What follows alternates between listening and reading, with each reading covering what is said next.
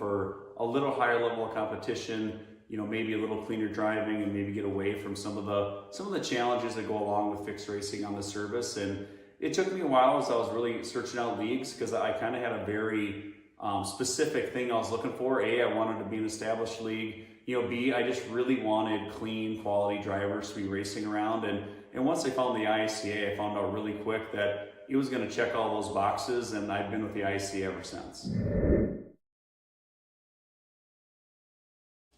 I think the things I like the most about the ISCA is it's a developmental league, but it's also a league that's got some veteran drivers. And I think really what I was looking to do was try to surround myself with some people to better my talent, my skill, and my craft. And that's one thing the ISCA has really delivered. It's got great quality drivers. You learn how to race in close quarters around some of these other people. And I think the other thing, when you do look at the developmental side, once I joined the ISCA, my I rating has soared, my safety rating is better than it's ever been.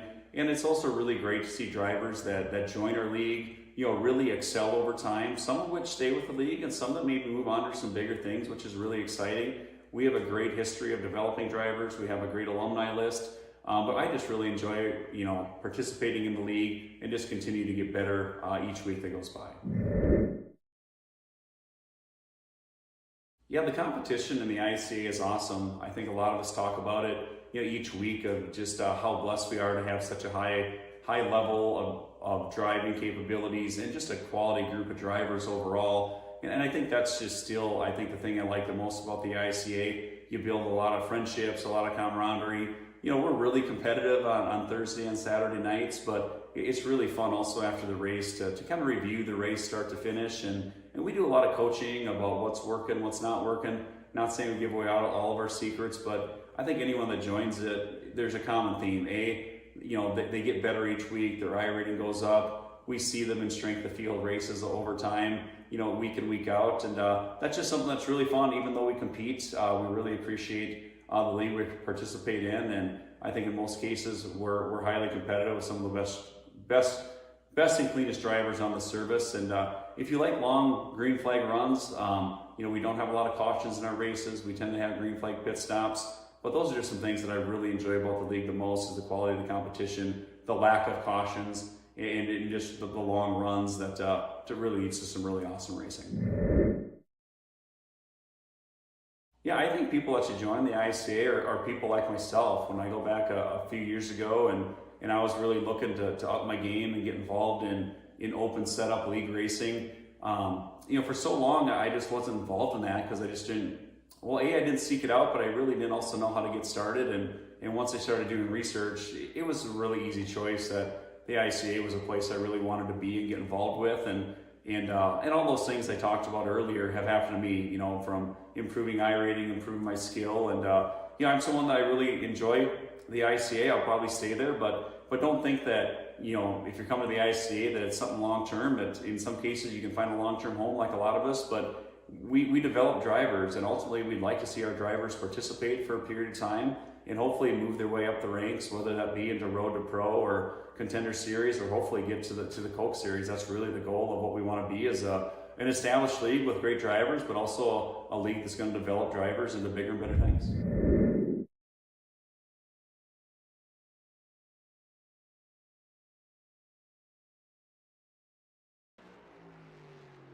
Hello and welcome everyone to the ISCA Thursday Night Cup Series, and we sure are excited for a first, I'd say, in the ISCA and in iRacing in general. We're going to be here at the Chicago Street Course, and we've been talking a little bit about this place, of course, before we actually got the broadcast going, and this is going to be a doozy. I think this is going to be some Mad Max level racing out here. These guys are going to be beating and banging off of some walls at this 2.14 mile racetrack. Of course, my name is Brian Britt. I got Big Al and Al Kozlowski as a special guest commentator here tonight. How are you gentlemen doing tonight? Doing outstanding, Brian and Al. Definitely excited to be in Chicago. I don't think I would ever say that under normal circumstances, but I think this is going to prove to be a pretty exciting event for us here tonight, man. And it's going to be action-packed, and I think everybody's going to get the money's worth. What do you think, Big Al? Yeah, I don't know what to think about this track. I tried to run some laps on it, and I'm still kind of recovering from an automobile accident, so I parked it. I got confused because these streets have arrows on them, and I'm like, I'm going the wrong way. But I think it's going to be really an endurance. It's going to be an avoidance race tonight. These drivers have to have a lot of patience and try to avoid a wreck because one slip of the wheel and you're in that wall and you broke a tie rod. Yeah, and isn't this track just so interesting? I mean, you mentioned the arrows. This is actually a street. I mean, this is everyday cars drive on this, but they decided to take some NASCAR cars and put it out here. Or bring the race to the people. I think I saw Daniel Suarez had said something on social media. It's like there's two ways you could do it.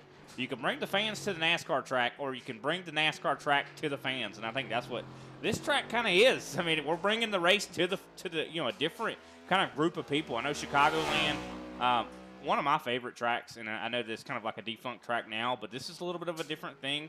And I'm excited to kind of see what this looks like. I mean, I do think this is going to be very tough. I mean, this is a lot like what you see on the road course side of iRacing with tracks like Belle Isle, Long Beach, I should say, where they have walls. And these walls don't give. And we've even heard some of the drivers as well say something about, if you miss one of these corners, you hit that wall. A lot of times that's your toe link gone, right, guys? Yeah, that's absolutely right. And that's one of the things is going to be drivers are going to have to be very cognizant of the fact that it is a road course. It's a street race course. So you have to run that very narrow line. And if you do hit the wall, it could definitely end your day. But I love the fact that you said take the race to the fans, because you can pretty much use the same motif, the same model, and you could take a race to any city. And unfortunately, somebody, I think it was $7 million that they got for the other raceway. That's interesting. Yeah, I was curious to find out how long it took to build this racetrack. I mean, you can tell. I did a couple laps on this course, and it's very bumpy. I mean, there are certain spots of this track. You can really tell you're on a street. No, absolutely, yeah. You're going to be on the street 100% of the time. I guarantee it. Let's Off take of a the look entire way. Go ahead, Big. I'm sorry, I didn't mean to cut you off. No, I'm sorry. That's it. I'm done. I was just going to go talk about the race facts here for tonight's race course. This is the Domino's 137 here at the Chicago Street Course. 63 laps. Now, that doesn't sound like a lot, but I'm telling you, this is going to be a gauntlet for these guys. I think we're going to end up having to take bets on who makes it to the end. Stages, of course, are 13 and 30. Now, keep in mind, there are no cautions here tonight, so even though we have stages, they're not considered stage breaks, really. Just going to be pretty much just counting them for points. That's essentially all they're going to do for us. Of course, 4 sets of tires going to be down in the actual pits, 5 altogether, including the one that's on the set that's on the race car. Fuel window is 25 to 32, so that's actually kind of a big window. But from what I've heard, these guys can make this race on one stop, so I would think that means that it's probably more closer to that 32 to 33 range. So I'm not sure how that's going to look, but Josh Schaffner, I talked to him, and he did kind of assure me that you can make this race on one stop, that you would pit around lap 32 to 33 in the race. Yeah, you could probably make it on one stop, Brian, but you're going to have to get the damage fixed. So you might as well bring it on in, right? Yeah, that's for sure. I mean, I think that this could end up turning into a race to where you're going to, so there goes Mark Sanchez into the wall during qualifying.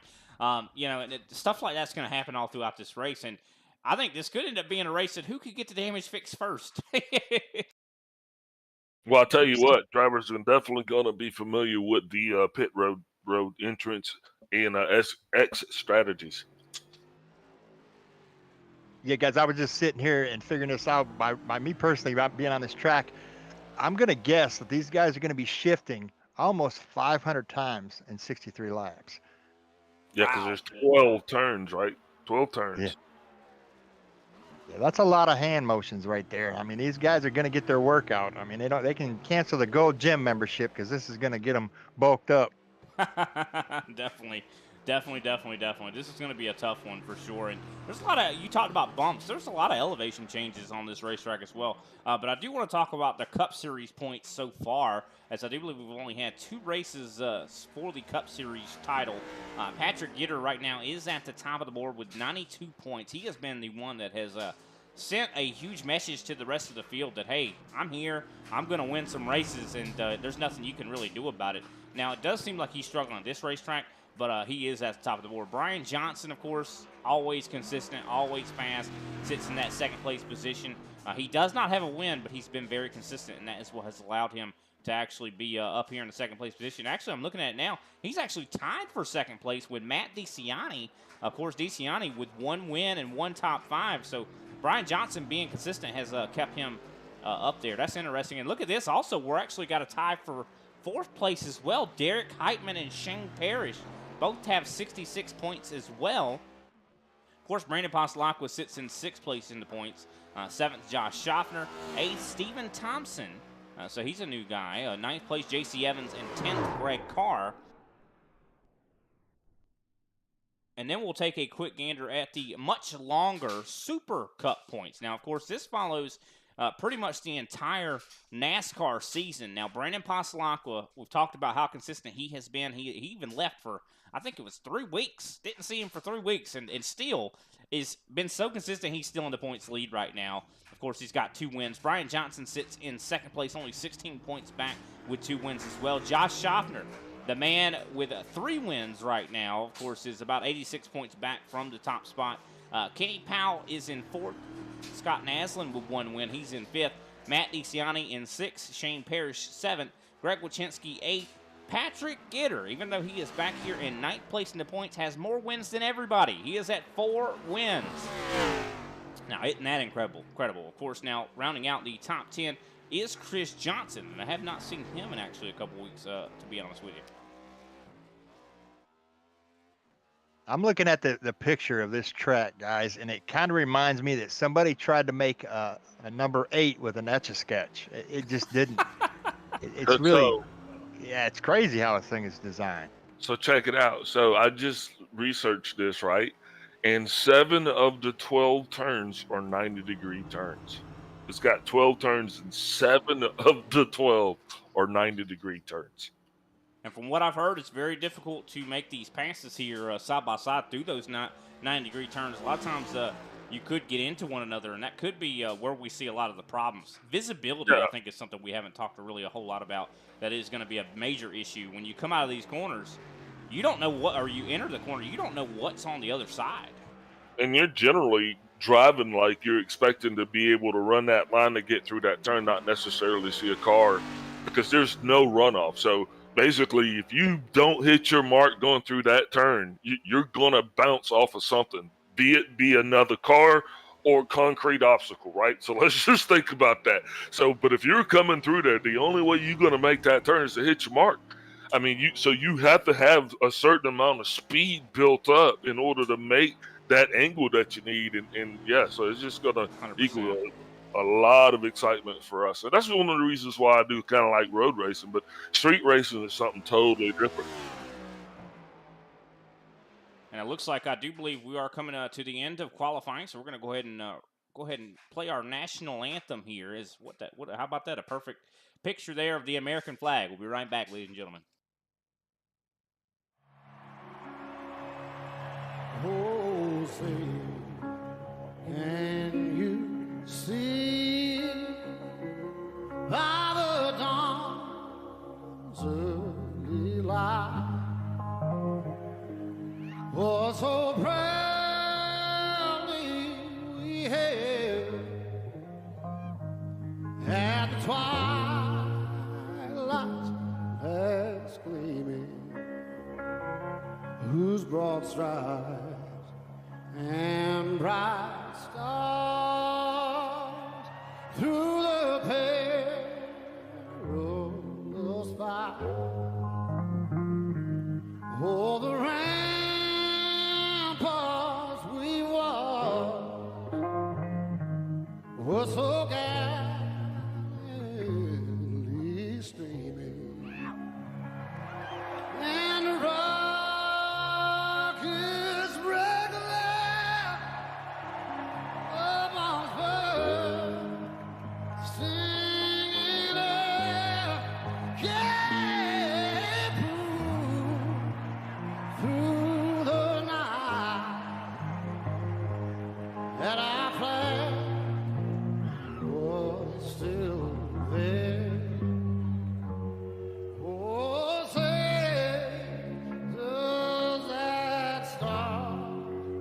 Spangled banner yet waving o'er the land of the free and the home of the brave.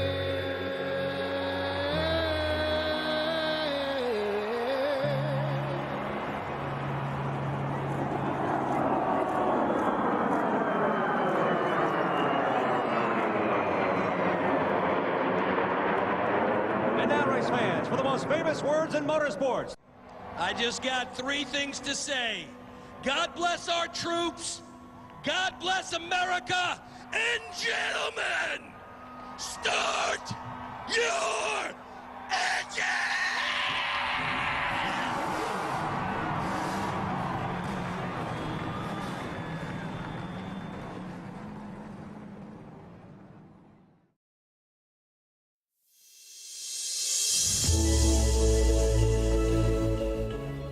Hey everybody, my name is Warren Maddox. I am the president of Ultimate Experience Outdoors. Our mission, we are dedicated to taking veterans, first responders, youth, and Gold Star family members on outdoor excursions across the country. Support for our mission has many forms, from camp cooks to the great storytellers, some buddies with the band, maybe you just want to build a campfire and sit around and listen. Nothing goes unnoticed. Camaraderie is reborn. The acceptance among the men and women that took an oath. Whether it was decades ago or recently renewed, but never forgotten. If you feel like you could help us, please visit our website, www.uxonation.org. There, you can register to hunt, sign up to sponsor an event, or even donate to us so we can continue to execute our mission. Oh my gosh, I feel comfortable, bro. We get a hug, man. What have you done, Jim? We need your help to hold the line once again.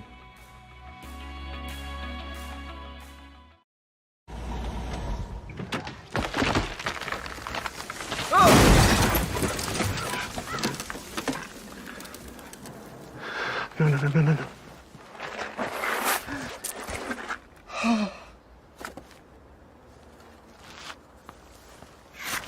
When you carry out, some things are out of your control. But with Domino's new carry-out insurance, we'll replace your pizza if it gets ruined after you leave the store. Carry out large 3-topping pizzas for $7.99 every day.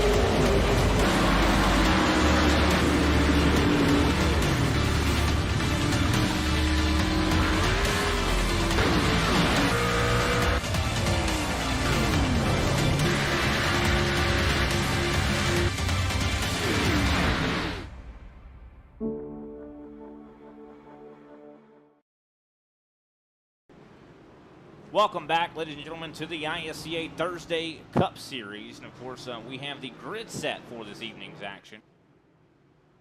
Patrick Gitter is going to be starting on the pole with a 127.978. Of course, Brandon Pasalacqua going to be starting in second place. Third place, I do believe, is going to be Matt Nisiani. Fourth place, Josh Schaffner. Fifth place, Brian Johnson. Mark Sanchez starts in sixth. Seventh place, Greg Wachinski. Stephen Thompson in eighth place. Ninth place, Kenny Powell. And rounding out the top 10 is J.C. Evans. And that's going to put Kevin Azosiak at 11th with Frank Flores, 12th, Charles Joplin, 13th, Ryan Strunk 14th, Al Koslowski not racing tonight, Paul Ocean 16th, and Alexander Carr is going to round out this 16-car field. Sorry about that. And, of course, these guys have to make the pace lap out here. And we were just kind of talking about during a little bit of a commercial about how the Porsche is out there on the racetrack here in Chicago. I don't know if that's going to be the real-life car they're going to use, but definitely I think that Porsche probably will get around this track a little bit quicker than that next gen. But then again, maybe not, considering how impressive that Garage 56 was at Le Mans. Yeah, and also I think you got to have a special license to drive the pace car. It's probably going to be American Muscle. You know what I mean? At least one of the big three manufacturers. But as we mentioned before, this is going to be a 63-lap race around this racetrack, and 63 laps. I think every single lap something could go wrong. I mean, it's a minefield that we're going to have to deal with out here. Visibility, I think, is going to be the biggest factor. What do you guys think is going to be the biggest factor? What do you think? Who's going to win this race? Is it slow and steady? Who's going to win it, you think? I think you need to be in the back. I think you need to be – you got to keep your head on a swivel, and the easiest way to do that is get out of the fire. You want to be in the coolest part of the grease as possible. That way you can just manage the course. I think if you're up front. And the green flag is out for the first time here in Chicago. Patrick Gitter with a heck of a launch there. Of course, Matt DeCiani able to quickly take over second from Brandon Pasalacqua. Turn one seems like it was fairly clean. You know, we're like Frank Flores is right in there a little deep. He's going to burn them brakes up, and you do not want to heat those brakes up because it kind of prohibits your braking power. You know, your distance is going to extend if they get really hot. So everybody looks like they know these tires take about 3 laps to come in to where you can really stick the corners.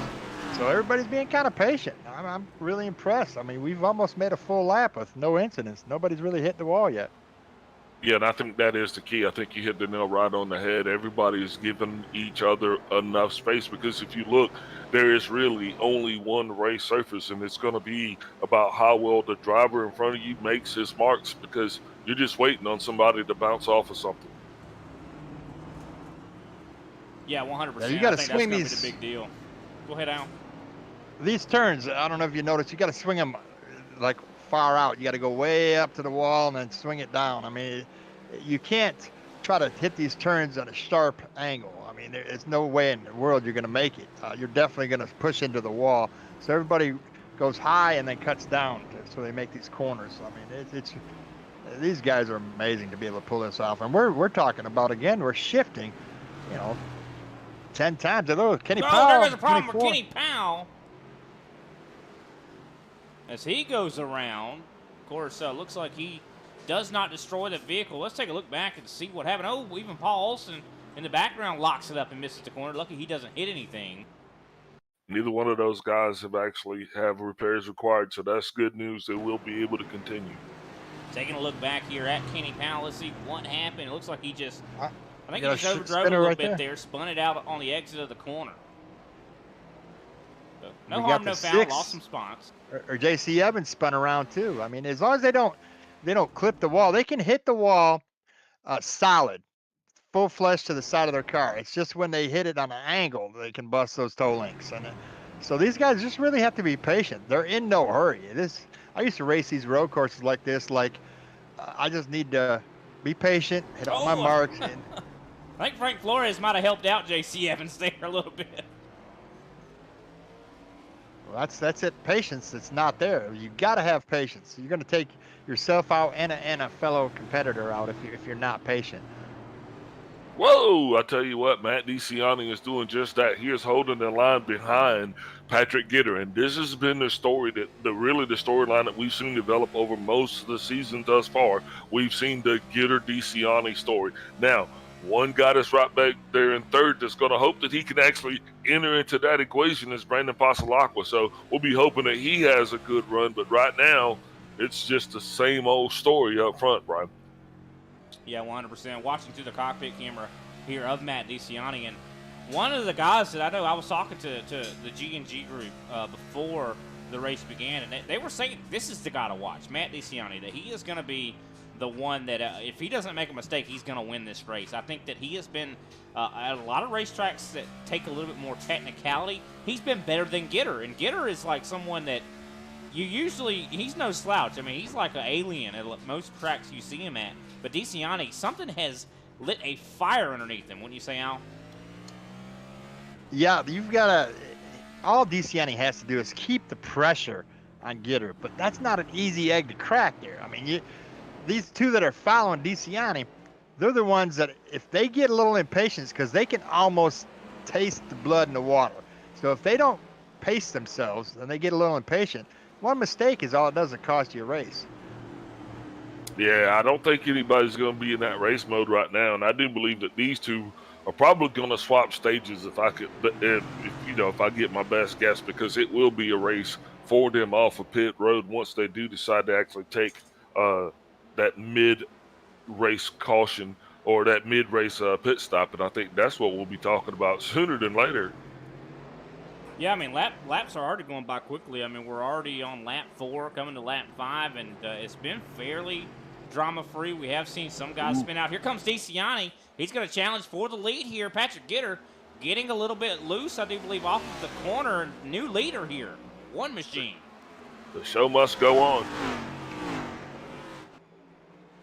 Yeah, I think that's by design. I think Patrick just figured he was maybe wearing his stuff out, really didn't care too much for the pressure, because you also have to worry about the guy behind you, his braking points. I mean, is he braking too hard? Is he going to wear those brakes out? Is he going to slide into me and take me out? So sometimes you've got to control your own fate here, and I think that might be something that Patrick's doing right now. He's thinking to himself, I'm going to put a little pressure on him and see how well he can do under pressure. He picked the wrong guy. Matt DeCiani is very good under pressure. So as he's just pulling away, I mean, he's not waiting for him to come up to his rear end here at all.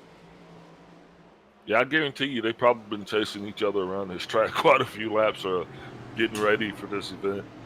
I'll tell you who's starting to really give chase, I should say, is Brandon Pasalacqua. He's all over Gitter right now, and he is probably hungry to try to see if he can't, put his, driving skills to work on possibly Matt DeCiani.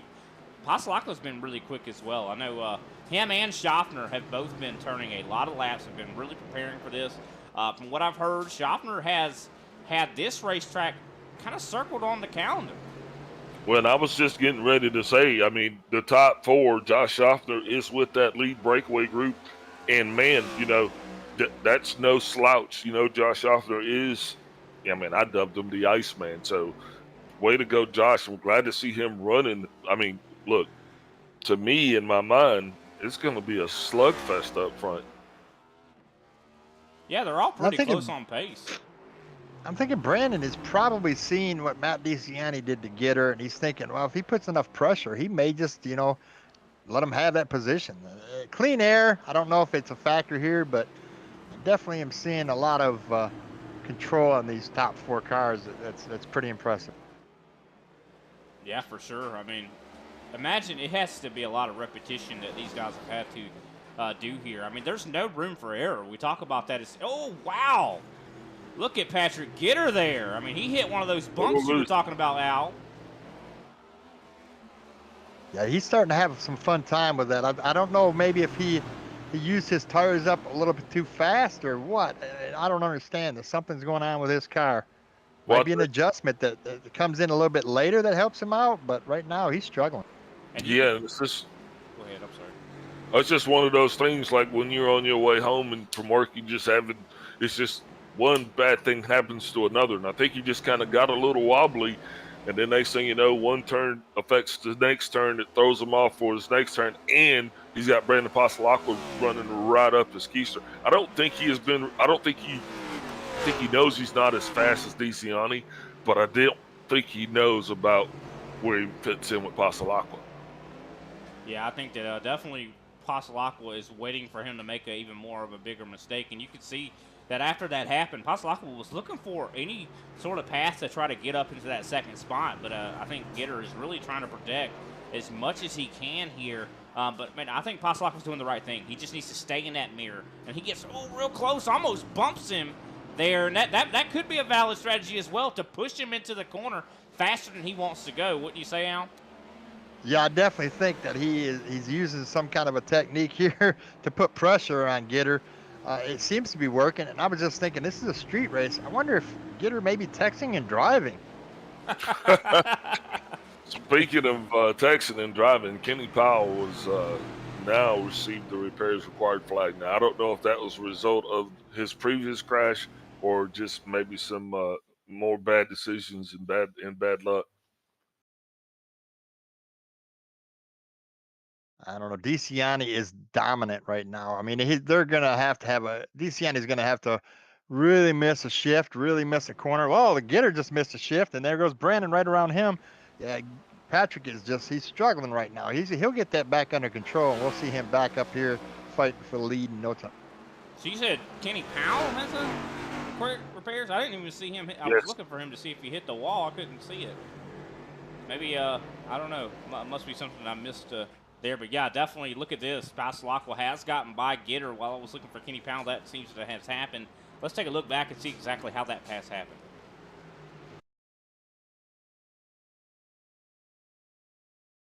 Yeah, it happened in that very sharp 90-degree right-hand turn there. Again, he kind of pushed up towards the wall. It seems to be a corner he struggles with a lot. I think that's where DeCiani passed him. Yeah, right there. You could even see the smoke coming off of Patrick Gitter. And will this maybe give an opportunity as well for Josh Schaffner next time they come through there? And I was just getting ready to say, as it sits right now, Schaffner could be in for a banner day in terms of points, because we're almost halfway through this stage right now, 7 of 13 laps. And if Schaffner holds on to do what he's doing, I think he's going to hit pay dirt. Sorry, lap 8. So only, it'll be 6 laps remaining in this stage before it's in the books. Well, guys, let's not forget, this is a street. And unlike some of these racetracks, even though the surface, there goes Schaffner to the inside, he's going to pass him. But as this street gets hotter, it might get slicker. And look at that. Patrick Gitter is starting to kind of crowd Schaffner. Schaffner got side by side with him, and Gitter seemed like he was kind of trying to crowd him down so he wasn't able to get the run that he needs.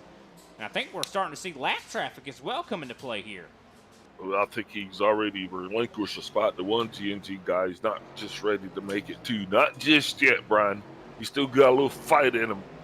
I do believe we're seeing, I think that's Alexander Carr that just went a lap down there. Yep, that is Alexander Carr. And you know, what a fortuitous place to actually catch him, because it's not going to be a lot of places that we're going to come around lap traffic. It's just going to be that easy to get around them.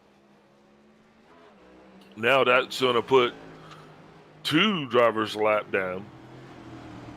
Paula Olsen now being scored 2 laps down, and then Alexander Carr now being scored a lap down. We got to give kudos to Alexander Carr. I mean, that he had his position recognition. He's seen the drivers behind him, and he went right to the wall and slowed down and got out of their way. I mean, it's up to them to avoid him, but he did a great job. It looks like Kenny Powell is just now coming back off pit road, and he's going to have cars coming at him pretty fast too, so we'll see how he handles these cars. Yeah, he is actually as well went a lap down, so that makes, I do believe, 3 that are now at least 1 lap down. J.C. Evans is going to be the next one on the chopping block here as we get ready to turn to lap number 10. Of course, stage 1 will be complete at lap 13. Now, keep in mind that no caution flag will fly here tonight, so even though we're having stages, there is no break kind of in that stage. Yeah, that's right. It's like a heavyweight fight, but instead of going against Mike Tyson, you're going against a bear or an alligator, because you just don't get no bells, no stage breaks. Now, I'm wondering exactly how much damage Kenny Powell got fixed on his car. You think he stayed in just enough to get the required damage done and then get back out there? If that's the case, I mean, he is going to be, it's going to be a long day for him. Now, and if he got the car fixed, that's even better news, because that means these vehicles can really, get them fixed and they kind of get back out there and you can still be competitive. Sorry. This is about the time of the race where you're going to start seeing puffs of smoke. I mean, we got Brian Johnson. I've seen him almost catch the wall twice so far, and he's locking these brakes up. I mean, these guys, I don't know what pressure they've got on them, but they're locking up their brakes. I don't. Yeah, so you're gonna have to at least make that in-car adjustment, maybe to change that bias a little bit. And then the next thing too, guys, is that you're gonna run in the brake fade. So at that point, you're gonna have to start backing those corners up. And this isn't a track. Remember, there's no runoff. You know, you don't get the chance of, like in a lot of the road courses, you can kind of get into the gravel, baby. The gravel here is a brick wall. Yeah, to adjust your brake bias here, you've got to be extremely fast because there's not much of a straightaway on any of these turns. Yeah, 100%. I mean, that's a big deal. And also, I heard a lot of drivers talk about that the strategy here for pitting, that you're pitting and you're not taking tires. What do you think about that? I mean, we've seen a lot of times at road courses with this next gen that tires don't seem like they make that big of a of an impact, but I think maybe it might be different here in Chicago. I mean, from what they said, they're not going to take tires, but could that be different now that they're in race conditions? Well, have you seen the entrance to pit road? Have you actually physically seen where that's at? I mean, it's coming off one of these sharp 90s, so you really have to be conscious of where it is. I mean, Pick me. Yeah, go ahead. Pick a car and then lead us right to where pit road entrance is. I mean, it's immediately after a turn. My answer to that question is I have not seen the entrance to pit road because I was not able to complete a lap on this track. Okay, all right. Well, let's go in. I am on chopper mode here, and I am actually following Josh Schaffner. They're coming, whatever turn this is, 8, 9. I get them all confused, but as they come, I think it's turn 4, right when you make that sharp 90. If you look immediately to your right, there's pit road entrance. I mean, immediately. So it's like you really have to keep that wheel turned to the right. I'll tell you when Schaffner gets there. We're looking through his cockpit right now so we can kind of see. But yeah, I see exactly what you're saying. That could be a dangerous thing too. If you got somebody right behind you and you decide to pit with that driver right behind you, that could be dangerous. Yeah, it is not very easy. I don't know why they made pit road right there, but you really have to know this track like the back of your hand. You can't have Siri telling you turn left, turn right here because, I mean, it's not going to work. Yeah, these guys are right now in a very good battle rhythm. Yeah, they are battling hard. You can see how Josh Schaffner through those a little bit more of a fast. So as Schaffner comes through this turn, guys, it's right-hand turn. Look immediately to your right now. Right there, yeah. That's the entrance. Yeah, that is the entrance. Well, that's just how much space you need. I mean, I'd like to have it on a straightaway at least. Why would you make it immediately in a turn like that? Come on. Give you a bigger pit interest and you want it on the straightaway. I mean, these drivers, Brian, you understand? Yeah, they're just a bunch of spoiled babies. If I was on the track, I wouldn't have to worry about it because the wrecker knows exactly where to find that pit road. So. Yeah, I wouldn't be. Don't you worry. I wouldn't make it one lap around this place. They would be like, where's Brian at? Oh, he's gone. He's done. You know the difference between the gearbox and the drivers, Brian? What's that? The gearbox stops whining after the race. Absolutely. And everybody that's watching this, I mean, this is not an easy task. I mean, week after week after week, we get some of these drivers that come in here and they're dominating. I mean, some weeks at these road courses, you may see a different driver that you haven't seen in a while dominating. Great. You know, some of these guys are extremely good. Yep, absolutely. And also the end of the stage, not to cut you off, and I was only joking, by the way. Looks like Mark Sanchez coming down pit road. I'm wondering if this is possible. I don't know if you guys can look back in and see if maybe did he have an issue. He's sitting on pit road. He has completed his tire stop. He has a repairs required flag. Yeah, so he hit somebody or something. I'm going to make a prediction and say we're going to have 7 cars on the lead lap at the end of this race. Maybe 6. Yeah, and I was just going to call that, well, it was Ryan Strunk, but now Mark Sanchez is the latest victim to go a lap down. And that point is going to leave us with just 10 drivers on the lead lap. So the interesting question here is what's the strategy? Do you pit early? You pit late? I don't know what to call it here. I mean, this is a different atmosphere for me. Well, if you only need fuel and you don't need tires, you know, at that point you're fuel driven to me. Boom, and that's where the damage happened right there. Looking back, and I'm sorry to cut you off there, Big Al. I was looking back at Mark Sanchez to see exactly what happened to him, and he smacked the wall very, very hard. Now he's got that damage fixed, and he is back underway, which is a good sign. I love it when the drivers, you know, get that repairs required, and they get it fixed, and actually are able to get back out on the racetrack. Well, I'm showing him he's still in pit road at the moment. Well, he can go though. I'm saying he might be just getting more damage fixed, which is what I was saying about Kenny Powell. As soon as Kenny Powell's repairs required flag, God, I feel like I don't want to say that. The meatball flag. As soon as Kenny's meatball flag was gone, he was I mean, blasting.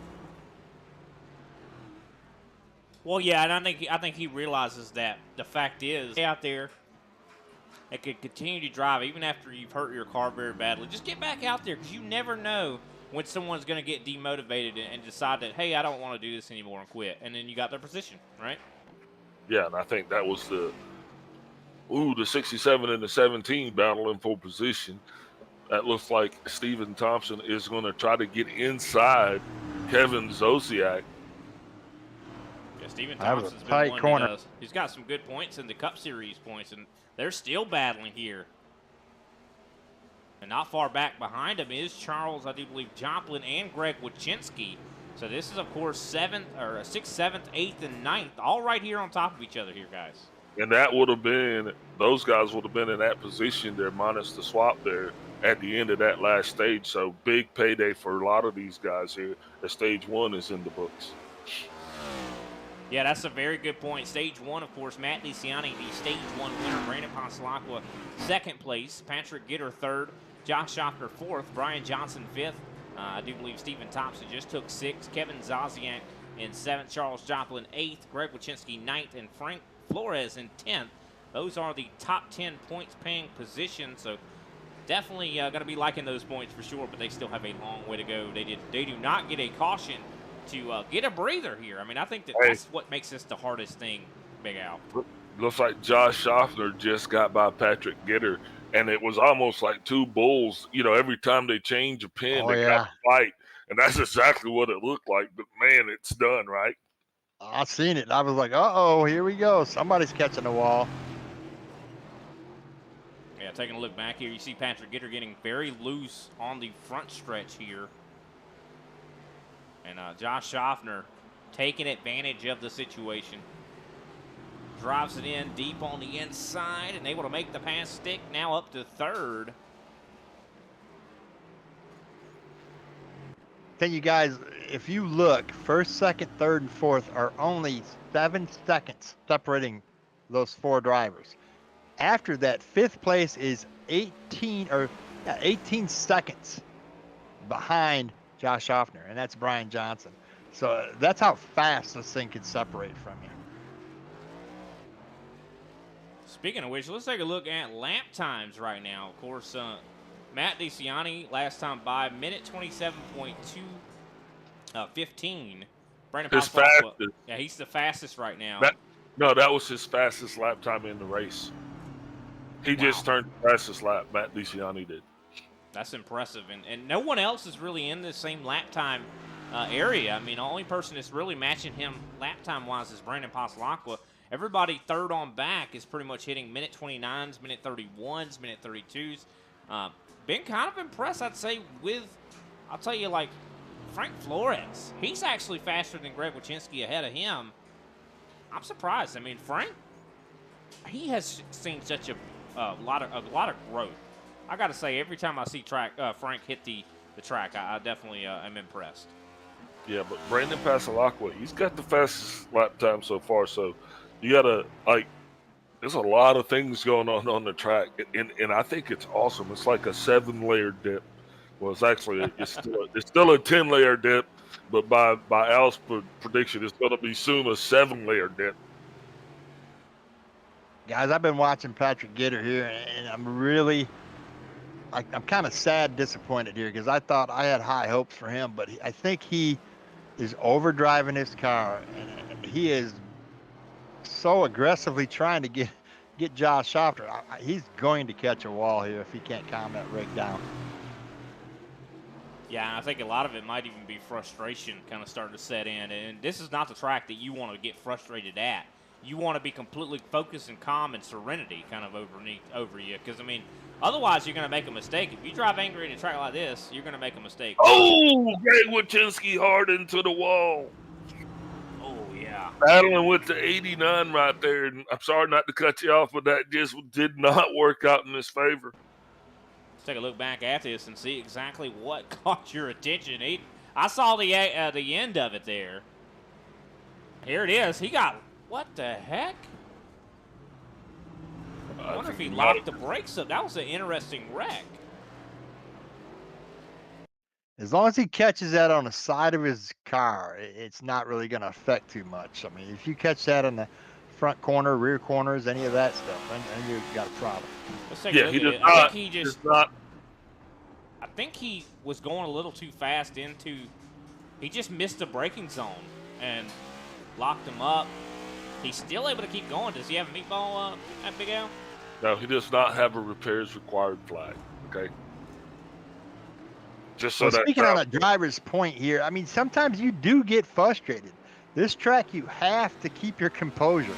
If you get frustrated following the guy and you're like trying to pass him and you think he's throwing a block, but your line is the same as his line, you'll start to make moves that you normally wouldn't make, and they can cost you.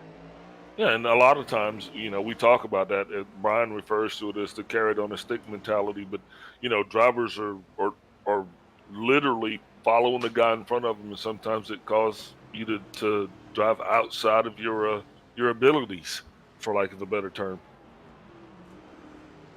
Well, sometimes if you do it long enough, you will make the same mistake they make. I mean, if you follow them and they hit the wall, you're bound to hit the wall.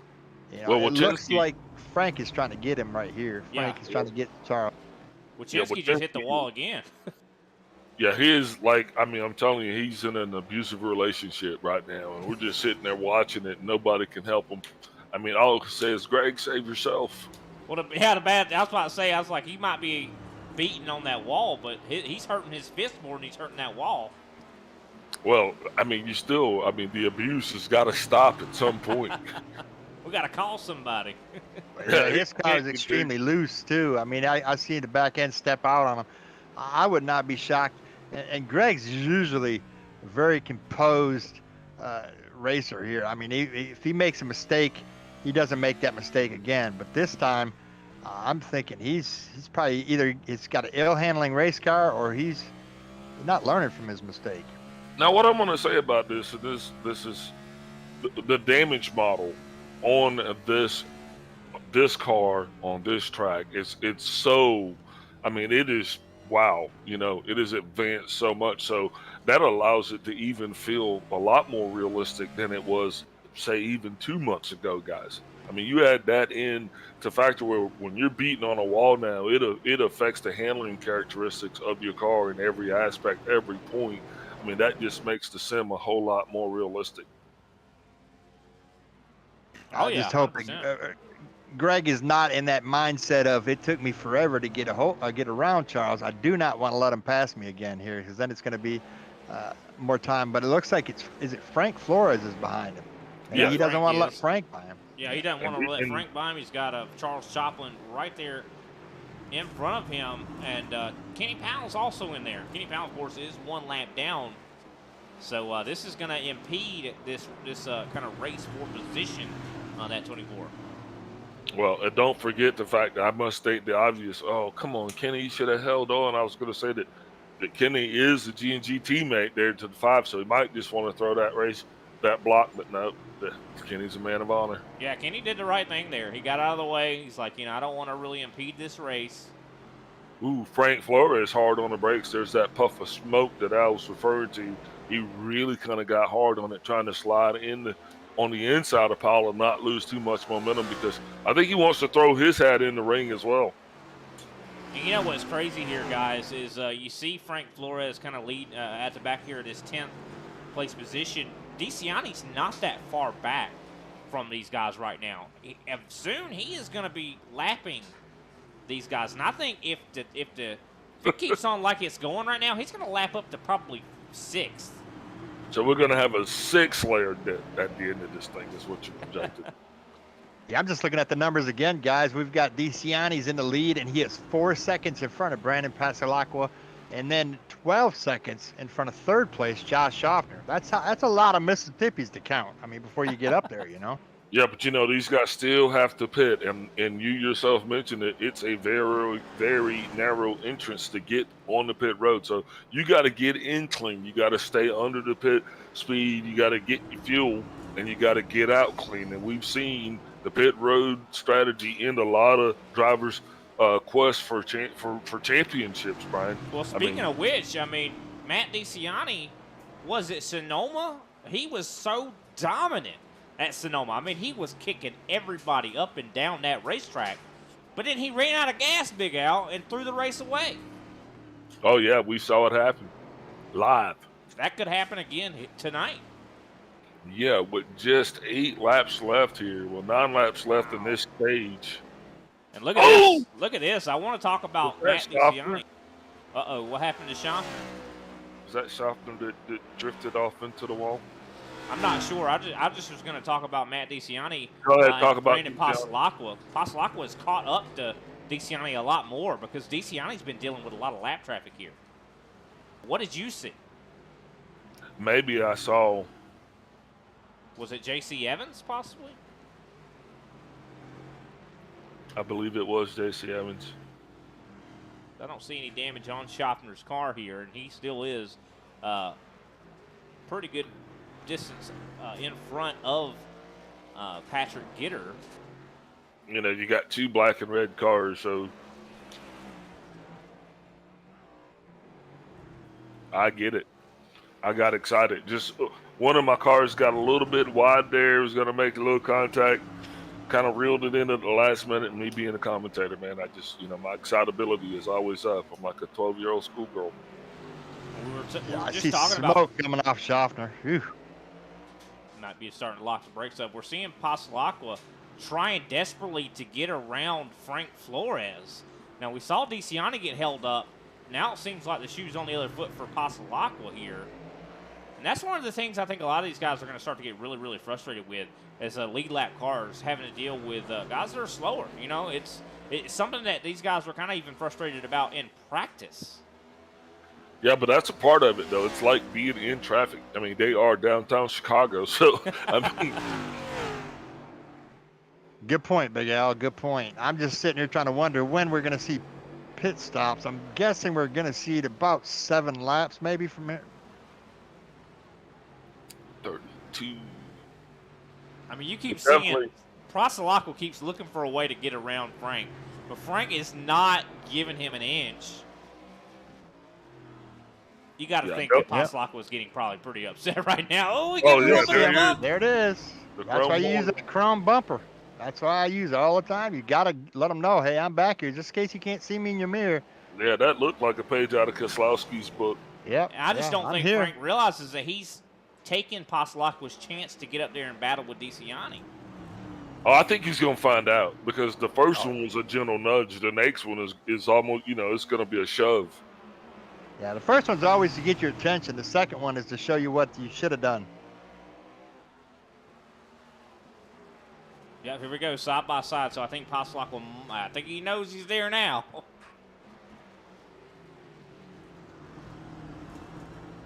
Yeah, Flores yields the position. We talked about that before, though, especially in a road course or a street course. Is it, obligatory for you to, let the guy go by? You really don't have to. A lot of people say, because it's iRacing rules if you think about it. Yeah, I get it, though, but, you also got to keep in mind that Pasalacqua caught him from several seconds back. Frank went a lap down. You don't go a lap down for no reason. I know he didn't catch him because he courted him. He caught him because he was faster than he was. That's right.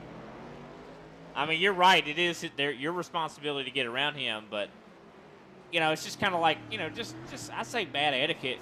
Maybe I don't know.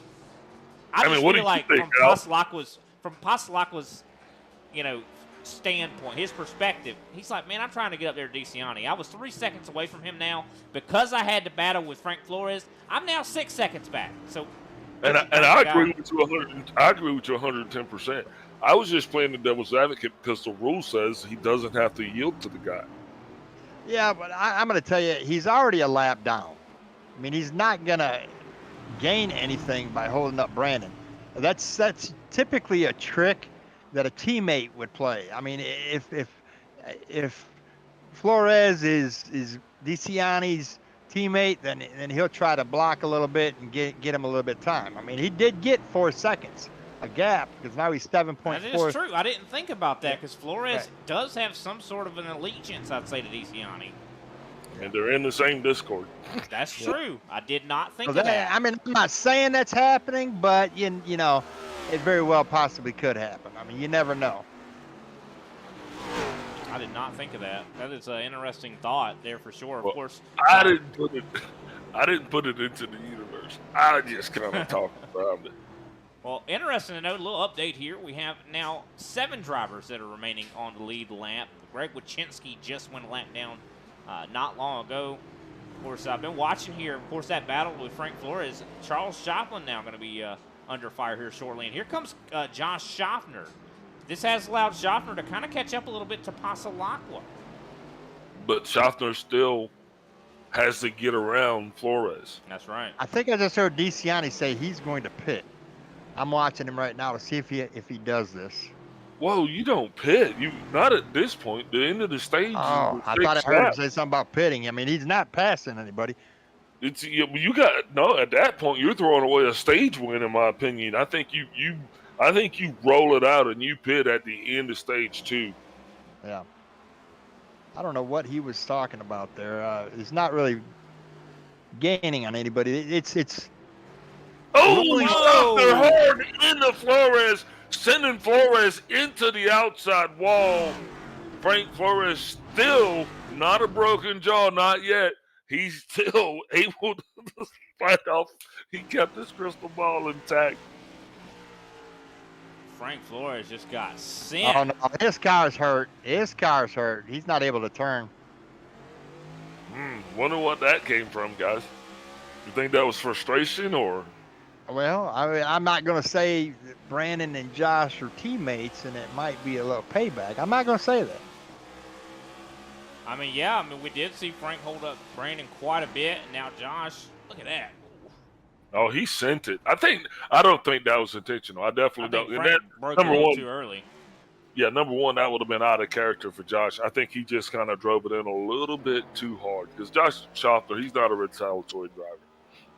No, I don't think he would have did that on purpose. I think Frank just backed it up a little too much, and Josh did not expect it. Yeah, Frank probably, giving Josh a run on the inside, and Josh is missing the brake point. Kind of like saw that car in front of you hit its brakes, Well, sometimes if these got the lap cars, if they want to let you by, you really don't know. Are they going to take the high side? Are they going to take the low side? What are they going to do here? That's why a lot of these drivers will try to find a safe area to just pull over to the inside wall and let you by. Yeah, there's no safe area to really let someone go on this racetrack.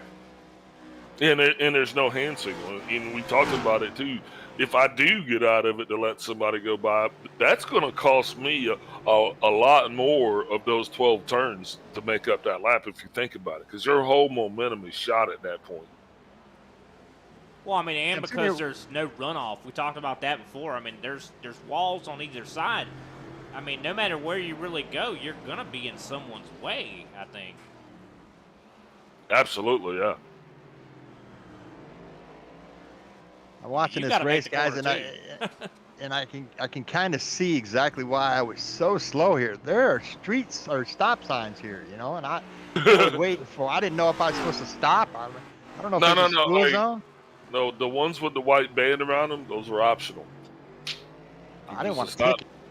Yeah, if there's a stop sign with a white band, those are optional. You just roll on through those. But what a race we've seen thus far. Now only 5 drivers still on the lead lap. Now we got a 5-layer dip. Yep. Right now, Matt DeCiani up front in the lead. And, of course, he has lapped everybody up to now. Stephen Thompson. Does he get up to Brian Johnson? I think that could be a possibility here. Now, Brian Johnson, there's a name we hadn't mentioned a lot tonight here, Brian. Yeah, definitely haven't. Yeah, but here he is. I mean, right there in the top 5. I mean, started in 5th, so he's been really holding water, and that's good. That's what you need. Yeah, I mean, he's been doing good, but I think he needed a better finish than this, or a better race than this. You got to keep in mind, he's about 16 points separated from Brandon Pasalacqua at the moment. And he needs a better race than Pasalacqua, but Pasalacqua has just been so good that it's hard to beat him. Yeah, but Pasalacqua has the attendance rating of a lot of unemployed dads. Dang. He just don't always show up when he say he going there. Well, guys, I'm just sitting here thinking to myself, oh, there was somebody just wrecked right in front of Frank Flores, and I think they wrecked pretty bad. But what I was going to say is, I think the next time I'm in Chicago and I get pulled over for speeding, I'm just going to tell them that I was practicing for the street race. You know, maybe I'll get away with it. Maybe. I'm trying to find this car you said that wrecked. That would be the car right in front of it. Maybe, is it Charles Joplin? Yes, it will be. Got quite a bit of damage on that race car. Oh, yeah, he's struggling right now. Now, he is still in the clear as far as the meatball flag, but we'll watch that and keep you up to date. But a lot of these guys, as this stage is going to be ending here momentarily, a lot of these guys should be coming down pit road. Watching it right here, he locks them up into the tires right there. At least there were tires.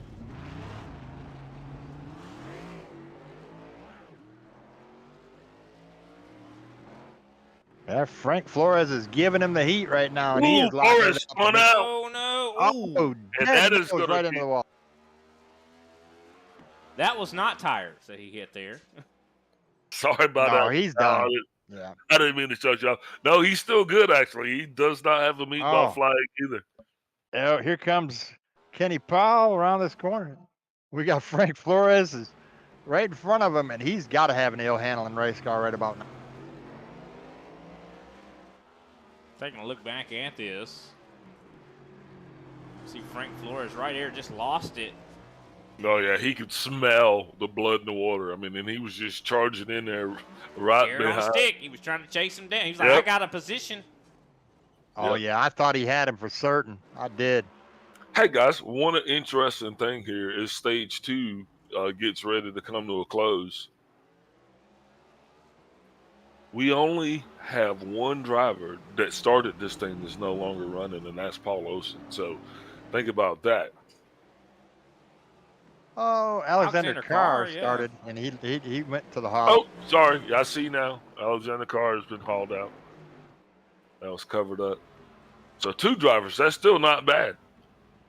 No, not at I all. definitely wasn't going to run. I knew I was going to embarrass myself. This track, I mean, I give a lot of kudos to these guys. Absolutely every one of them. I mean, this is an animal. Yeah, this takes a certain, I'd say a certain level of a masochist here. I mean, this is, you got to be a glutton for punishment to race around this place. I mean, these guys had to really prepare. I mean, I don't think this is not a track you just show up and race. I mean, we've seen a lot of tracks to where you can do that, and they're like, oh, I've only turned 15 laps. This is not that. This is not that track. You have to know every inch of this track. You really do. Yeah, and these turns, your race car does not come with a GPS that says, sharp right turn, and you put so many laps on this track. I got lost. I didn't know, where am I supposed to turn left here, right here? Because some of these you're going up a hill. Yeah, I think we're getting ready to start preparing for green flag pit stops as stage 2 is getting ready to quickly get in the books. Yep, I do believe Matt DeCiani right now is on his final lap for stage number 2. Love this blimp camera. Man, this looks pretty. Definitely see this is quite a big track. Beautiful Chicago downtown here. Lots of trees.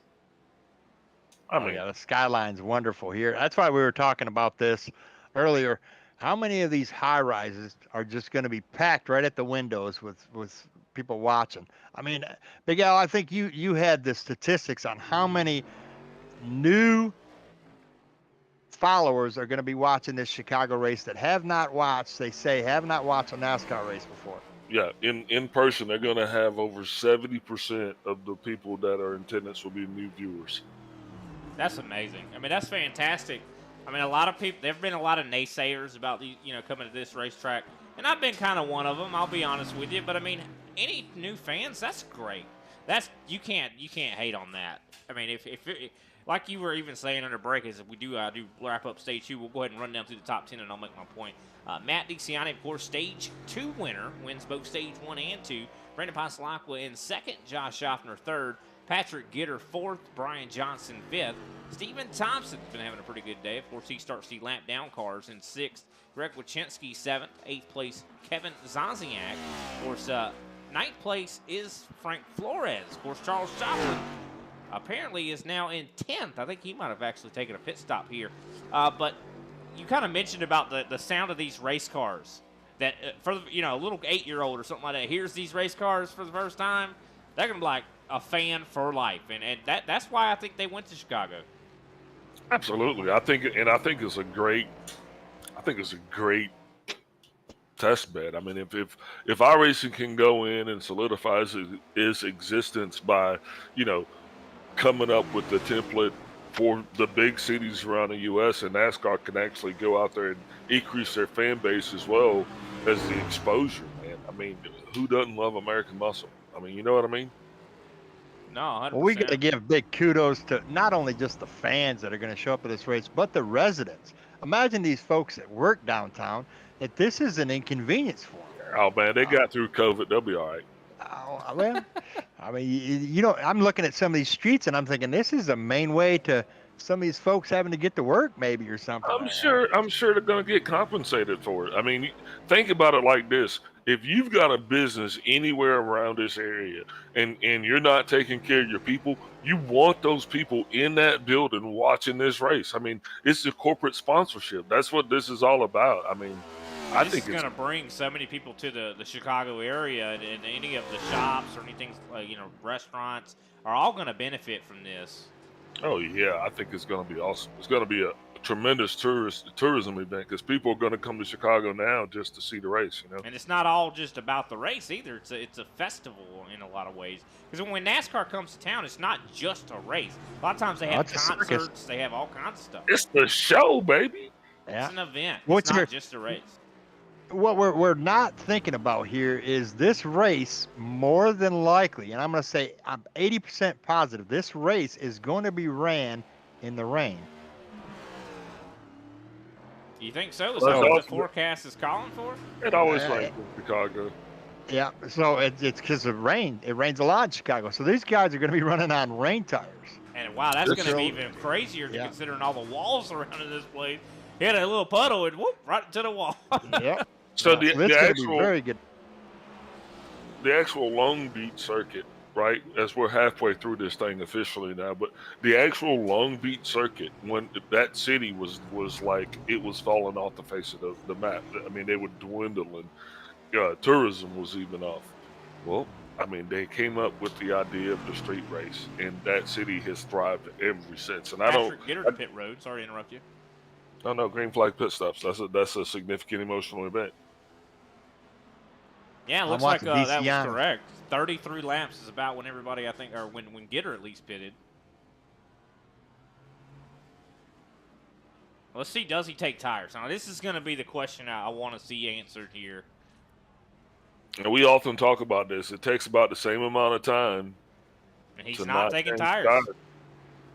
That's insane. I mean, as you're going to say, Big Al, you are 100% correct.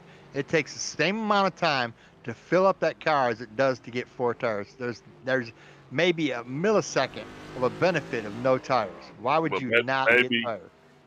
Because cold tires and old tires have similar characteristics. Maybe he's comfortable with the tires that he's got. That's it. Because he's got to run them all the way to the end of this thing. I mean, think about that. There can't be much of a burn off because DiCiani is not. If you look at his lap times, he's staying in the 127. There goes Yeah. DeCiani on pit road and made it flawlessly. I mean, that was impressive. Yeah, and also keep in mind, I mean, we've seen it at road course time and time again. Here comes Pasalaco as well.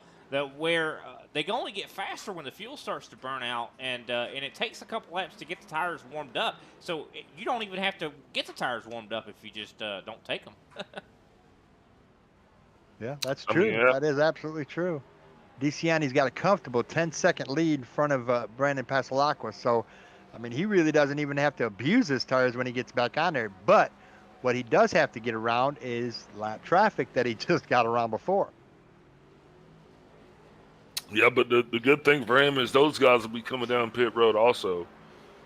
As we have we still have quite a few guys that are yet to pit. So that's going to prove that pit window truly is 32 to 35. Looks like most guys are pushing 35. Schaffner, now your leader. Yeah, there's no advantage to staying out longer. I mean, especially when you got DeCiani putting blistering laps down like he is, you know. You know, and one thing we always talk about up here in the booth, and you know, and we love it because we'll sit here and try to figure out what everybody's strategy is, and then usually a caution will come along, and it'll be, you know, then there goes all of the pit strategies. But here, you truly get to see what guys' strategies are, and for whatever reason, you know, they're playing out right here in front of our face. Yeah, I'm surprised Schaffner's staying out a little bit longer here. Here he comes now, though. I think he's going to be, yeah, here he comes to pit road. As well as, I do believe, Charles Joplin coming to pit road as well. Charles Joplin with a little bit more of a damaged race car. Yep, we're still waiting on Wachinski, Flores, Ryan Strunk, and well, that'll be it for the first timers. 100%. Just awesome, though. I'm so impressed that we have not had a higher attrition rate. As we started this thing, that's the one thing that we were talking about, and we even spoke about the strategy of this thing. It's going to be, you know, like who's going to be alive at the end of it. Man, these guys, in my opinion, is as long as you're alive, you still got a chance. Yeah, I mean, Absolutely. things can still go wrong. Patience. You can really see who's got patience and who just, I mean, they just absolutely took those patient pants off and they're running around the track naked because they've got a lot of damage. Yeah, I mean, it's definitely a lot of patience. I mean, but think about this, guys. These guys have been out here for 35 laps, and this track takes so much focus that their focus has got to be starting to run a little bit short. What you say? I mean, their mental fatigue is starting to set in, and a lot of times when that starts to run out, I mean, Al, you race a lot in this series. When that runs out, that's when the mistakes start to really become, you know, higher potential, right? Oh, and it's just milliseconds for that mistake to happen. I mean, it's like a snap of the fingers, and that mistake could cost you your whole race. I've made a lot of them. I mean, I haven't been racing to my full potential because of my auto wreck, but I still get frustrated because I know I'm much better than the performance I put out there. And you got to not get impatient. You've got to really stay focused on the end result and not try to hurry it up. Man, it's like playing a song, but every time you play it, you got to play it faster. But every note has to be perfect every time. It's kind of like, you know, making some food. You got to follow the recipe. If you skip one ingredient, the end result's not going to taste as good. You know, so you really got to pay attention to what you're doing and just repetition. Keep doing the same thing. And when the car is not handling the way it was the previous lap, you've got to have the knowledge to make the adjustments to get it back to your comfortability. Yeah, you can't overdrive, because my problem, I just overdrive my capabilities. You ain't alone there, Big Al. Sometimes I do that myself, and sometimes 8 tires are better than 4. Oh yeah, absolutely. Looks like Frank Flores coming to pit road here. So that pit stop gave Matt DeCiani back the lead, and now before the pit stop, pre-pit stop, we'll call that, he was 8.4 seconds in front of Brandon Pasalacqua. Now he is almost 2 seconds further away. He's 10.7 seconds in front of Brandon.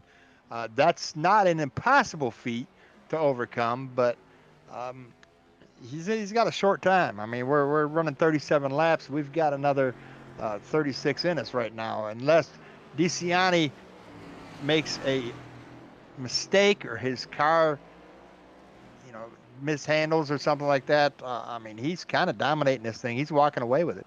Sure, right. But we got 27 laps to go. Right, it'd be 26 at the line. This is the whole thing about this.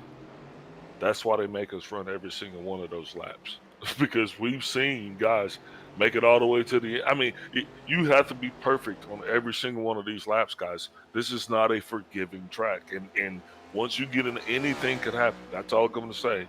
We still got a long way to go. That we do. I mean, anything could definitely go wrong. But while we do have a little bit of a lull in the excitement, I know we haven't really had the cautions for the stages to give a chance to actually pay some attention to our sponsors. I think we'll do that right now. We'll be back in just a few minutes, ladies and gentlemen, and back to conclude the race here in Chi-Town. We'll be right back.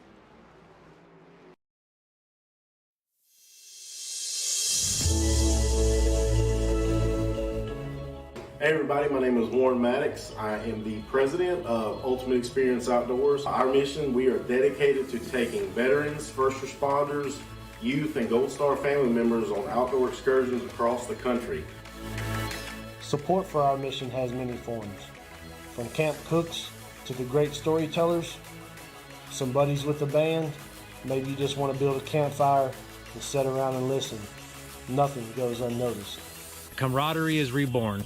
The acceptance among the men and women that took an oath. Whether it was decades ago or recently renewed, but never forgotten. If you feel like you could help us, please visit our website, www.uxonation.org. Or there, you can register to hunt, sign up to sponsor an event, or even donate to us so we can continue to execute our mission. Oh my gosh, I feel comfortable, bro.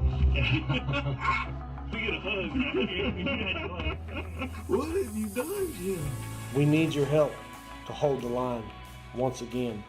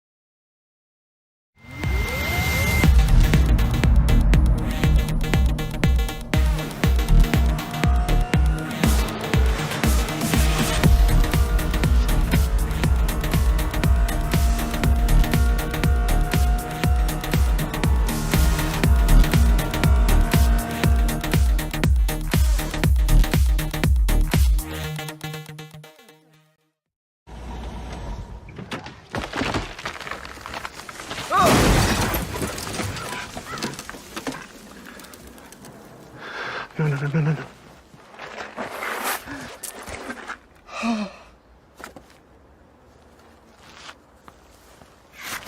When you carry out, some things are out of your control. But with Domino's new carryout insurance, we'll replace your pizza if it gets ruined after you leave the store. Carry out large 3-topping pizzas for $7.99 every day.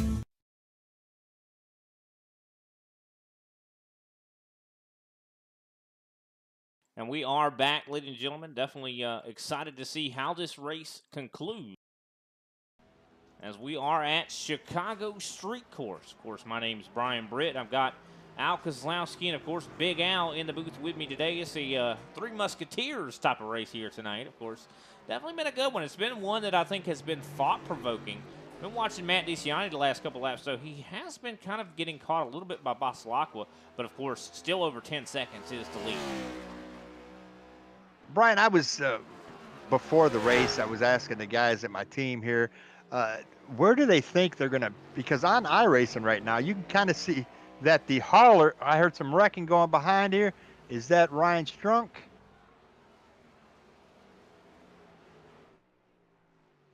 Yep, that was Ryan Strunk, ladies and gentlemen. The 77 and Ryan Strunk spun behind Matt DeCiani and parked it. Anyways, my thought pattern was going back. The haulers, they're parked a good distance away from pit road. So if the team needs to get anything out of their haulers, I don't know how they get there because the racetrack is running between pit road and the haulers. If in fact this is what it's going to look like when we get to the real course. Well, I think the answer to that question, I think they'll probably handle it a lot like they did at the LA Coliseum, because I mean that's kind of what they had that same issue to where the haulers were outside of the racetrack. So I feel like that's how they'll deal with that. They'll have to bring in everything they need, and if there's something outside of the track that they need while the race is going on, then they're just going to have to deal with that, you know. Yeah, I'd be very interested to see. I should have probably went to this track to kind of see what it was all about, but I'm not very fan of. I'm not a big fan of the rain. Oh well, you'll be okay. You get somebody that works in one of these, that owns one of these buildings, because I know you. And you get up top and look down upon the peasants like me that are sitting in the rain in the cheap seats. We do have a battle starting to kind of come together here. Greg Wachinski and Stephen Thompson. Wachinski, he's had a tough day. But he's starting to recover fairly nicely. He's going to be working to try to get up to 60 here. The battle is starting to heat up, fellas. Absolutely, and this is the best part because we're in that third quarter right now. You know what I mean? You still got quite a ways to go with 23 laps in this thing, but yet, you know, you're still in it. So, you know, for those animals that are still alive, they're like, oh, what? I think I could make it to the end of this thing, and that's what you need. That's what you want, because this is going to be a big points day for all involved. I mean, no matter where you're at, all the way back to Joplin, who's now 8 laps down, back in 14th. Tell you what, you can see Greg Wachinski's definitely looking desperate to get this position, and this is that time of the race where, like I said, all the guys are getting mentally a little bit drained right now, and when you're battling with one another at this point, I think frustration sets in even more, where you want, like, hey man, get out of the way, I'm gonna move you. Yeah, absolutely. Well, remember what I said. I mean, you're talking about maybe shifting 8, 9 times a lap, and we're in lap 41. You do the math. That's a lot of, you know, arm movements going on and here. It really depends on what kind of shifter you have. Hey, yeah, I think most guys are probably using the sequential shifters on the steering wheel. Yeah, and you're not just downshifting from 4th to 3rd. I mean, you're going 4th to 2nd, 2nd back through the gears. I mean, there's a lot of shifting going on here. These guys are really getting their workout. If I talk to somebody after this race and they tell me they're not sweating, then they've got the AC set at 33 degrees. Taking a look on board with Greg Wachinski. What were you going to ask, Big Al? I heard you saying, can we look at something? Well, these right rear tires have an omniscient glow upon them, and I just wanted to see if we had a camera we could kind of look, because, you know, they're glowing on the straightaways. Ooh, Wachinski really kind of got a little bit of a adverse wall effect there. Yeah, I'm looking right now through the right rear suspension. We should be able to see him kind of glow when he hits the braking zones. There it is. Look at that, red hot. That's almost orange, You've got to man. dial a whole lot. You got to dial a whole lot into the left side and a little bit less into the right side to make sure this thing evens out. It's got to break even. You don't want any side breaking more than the other. And if you wear one out, you've got to compensate for that, for the opposite side. Some of us understand more about compensation than others. You know, the heat these brakes have in them as well can be over 1,000, Fahrenheit. Quite very, very hot, very hot.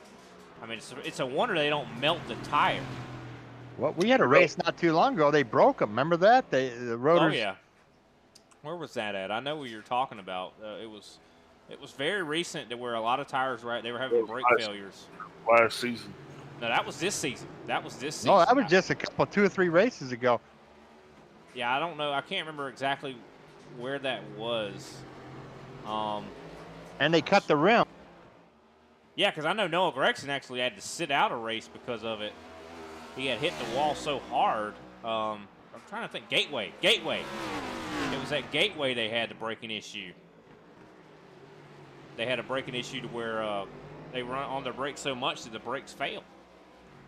And, of course, NASCAR does not use carbon fiber brakes. They use, I do believe, metal brakes. Yeah. And they were not able to hold up to the changing temperatures. You know, they're pretty stable when you're applying consistent pressure, consistent heat, but they're not used to going up and down when it comes to temperature. Yeah, in 4-second increments.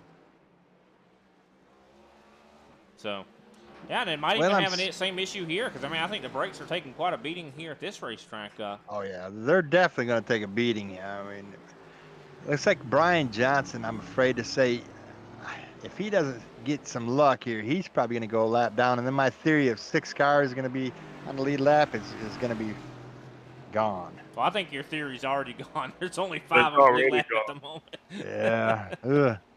If he goes out, we're going to have a full layer dip. Yeah, that's not good, boys.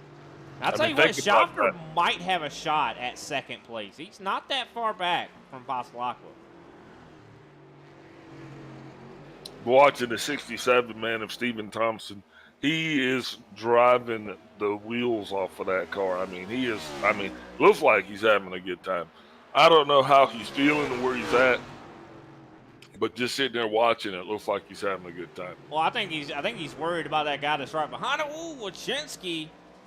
Wachinski closes in on the 67, then makes a mistake and falls back again. Well, looks like he's having a couple drinks. I don't know. He might be doing that texting and driving thing we just talked about earlier, guys. I think he's got a little bit of maybe some road rage going on here. He's like, man, I need to get by this guy. It's a street race. That is for position. That battle right there is what is 6th place is where Stephen Thompson is located. And Greg Wachinski, who is a battle from adversity. The fact that Greg is only a lap down speaks, I mean, a ton about the tenacity of that guy because he's had a rough ride here tonight. I'll tell you what, though. Look at this. I just noticed last lap for Josh Schaffner, 1:26.609. No wonder he's catching Passalacqua. Schaffner has hit his stride, guys. And also, don't forget, Josh Schaffner has the fastest lap time. He is the only driver to sub 127 at 1:26.566. Wow. There's some adjustments were made. It looks like Greg Wachinski is like Big Al said. He's got road rage. It's coming out, boy. It is coming out. He's getting very frustrated at Steven. Yeah, it looks like they're trying to mate. Yeah, you can tell through some of these zones, Greg closes in quite a bit. Like right here, he closes in a ton.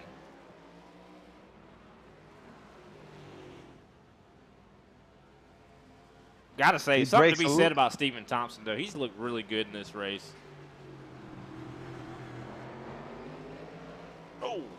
Yeah, I was saying in all of my Army training, we would consider Greg Wachinski to be the aggressor. Yeah, he definitely is going to have to get some Tony Stewart anger management lessons after this. Hey, it cost him. Greg Wachinski spins. Right there, too, in a pretty dangerous spot there. Charles Joplin able to get by. He's still good, though, boys. He still ain't got the meatball flag. But speaking of meatball flags, Kenny Powell, who's G&G teammate, has another one. And look at that, missing his front end. Driving a discount modified now. Let's see what happened to him.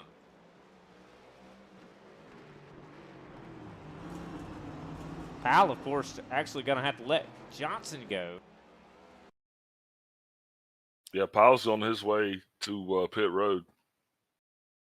He hurt. We're going to find exactly what happened here in just a moment to Kenny Powell. You see, Toyota looks fine, and then all of a sudden, Toyota no look fine anymore as the front bumper falls off. Ooh, and Brian Johnson just bounced off the wall as well. Not a good look for that one. Brian, can we jump in an in-car with one of these drivers so we can, I know we've been touching base on all this shifting that's going on. I think if we can jump in, we can kind of show the viewers what we're talking about here. You can hear it definitely in these cars. Anyone you want to jump in with in particular? Yeah, you could ride into the crash site with Brian Johnson. The scene of the crash. Yeah, Brian Johnson. Whoever y'all want to look, Brian Johnson. Well, Brian Johnson is on his way to pit road. He's also the recipient of a meatball flag. Yep. Well, that's no good. Let's see exactly. Let's find out what happened to him, and then we will take a look on board and see how the shifting's going here.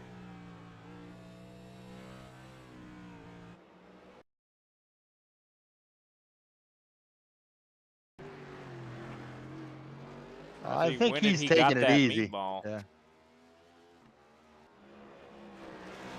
Well, he bounced off the wall. I think Brian Johnson's in survival mode. He just wants to finish in the top 5 here, and I think he's in survival mode. Yeah, I don't think we're gonna. Yeah, he is now gone a lap down. But let's do exactly what you said, Al. Let's watch through Josh Schaffner. He's been the fastest guy so far here tonight. Let's look on board with him, and let's see what the shifting looks like there with Schaffner.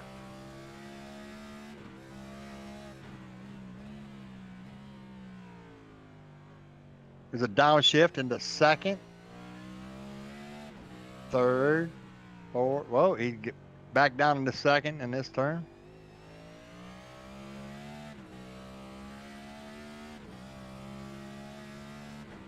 Right through the gears.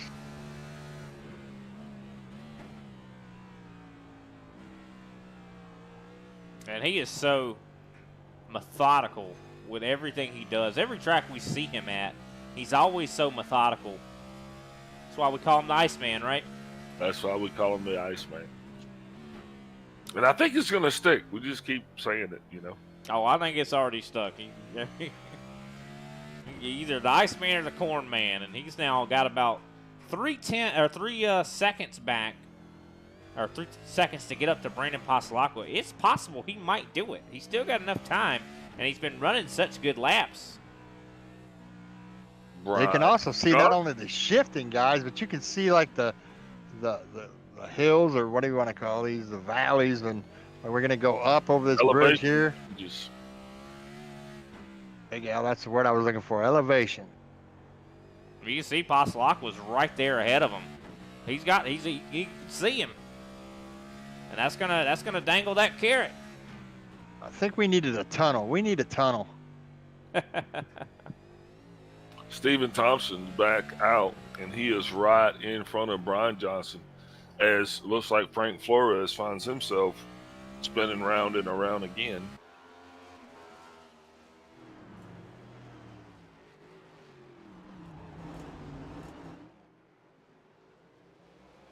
That is interesting, though. We do have a battle, though. You mentioned about Brian Johnson. Yeah, I was pressing the wrong button, and I was wondering why I couldn't say anything, but my screen kept changing. But the battle between Johnson and Thompson that battle is for position, so you'll be watching that. Now, Johnson just came back out on the track after getting his car repaired, so it's going to be interesting to see if he kind of salivates and catches up. Yeah, to try to get back up to 5th at least here. It's going to be a tough one, a tough road for Brian Johnson. Of course, Stephen Thompson, he's going to probably try to do everything he can to keep that 4 behind him. Definitely. Oh, there goes Johnson into the wall again. Yeah, well, big hit on the wall. Oh, I think he might have another meatball here, Big Al. Can you check? Not yet. Oh, yep, him and Patrick Gitter. Patrick Gitter now. So. Oh. You see Brian Johnson taking a toe there, I do believe. I think he's gonna cry. He's probably got so much damage. He went ahead and took it to the hauler, boys. Yeah, let's see if we can find out what happened to Gitter, because I saw what happened to Johnson.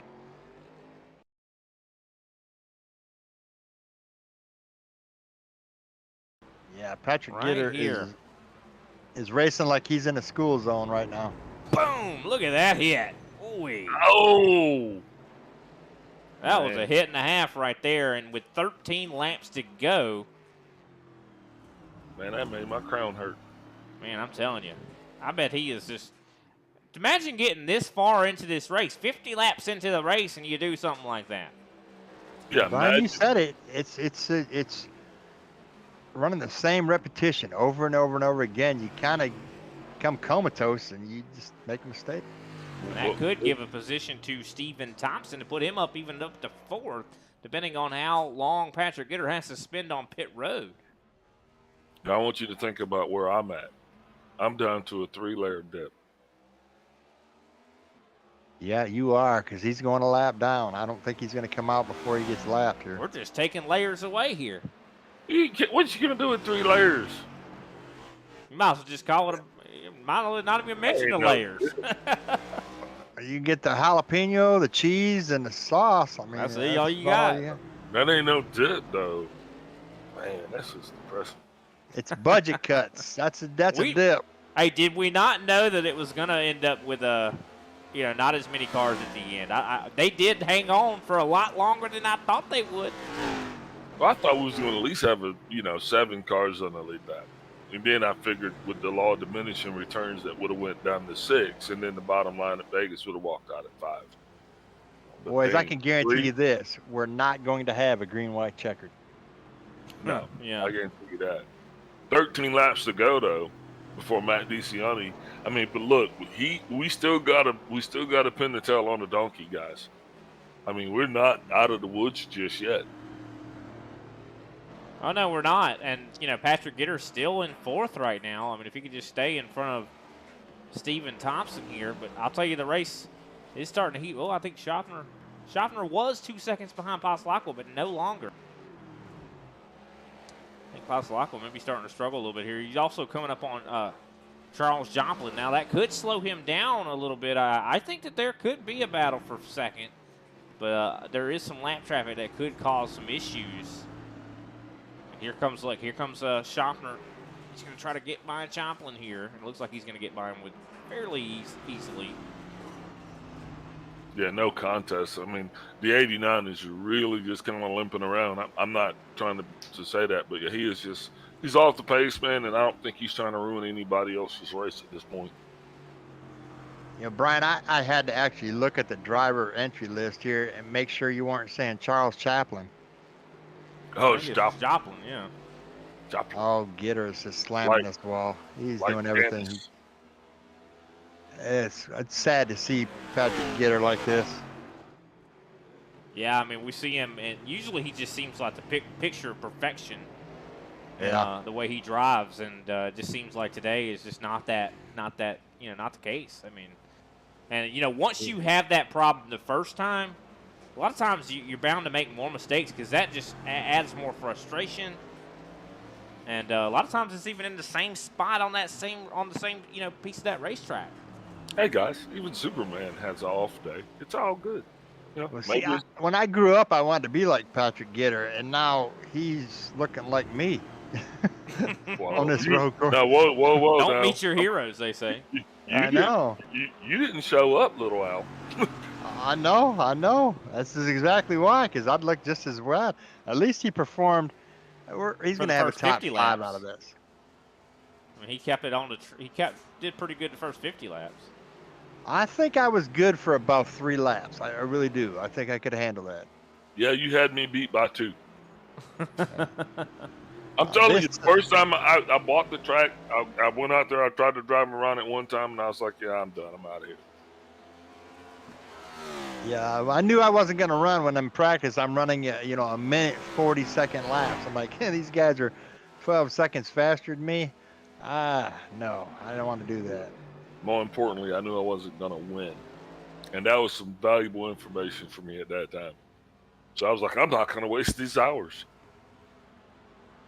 Well, I get on a personal note here. I kind of have I know what Junior went through with all that concussion and all that. That's a mean animal to try to overcome. I mean, your vision you get dizzy and your vision's like looking like a fly. I mean, you see like 15 different things, like looking through a kaleidoscope. And I battled with that for a while, and that's why a lot of the races I was in here, I would, leave because it just wouldn't get better. Yeah, this is definitely a track that I'm sure probably aggravated those symptoms quite a bit. I mean, this is a lot to this. Maybe a track that is a little bit simpler might not be as aggravating, right? Well, it wasn't. This is just too much activity. I mean, these things are flying past you really fast, and there's a lot of different scenery. If it was the same scenery, it'd be fine. But I mean, you got muggers and carjackers and everything over there. I mean, I'm just trying to watch out for all these guys, you know.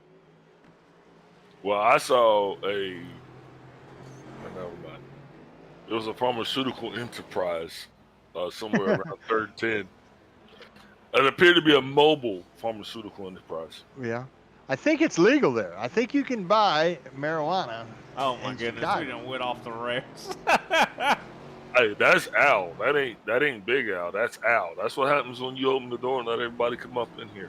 Well, if you think about this, I mean, you imagine getting a contact buzz. What about some of these Cup drivers catch a contact buzz as they fly past? No, they're tested for that. So I mean, they may be tested, but just imagine how they're driving. It's a family sport now.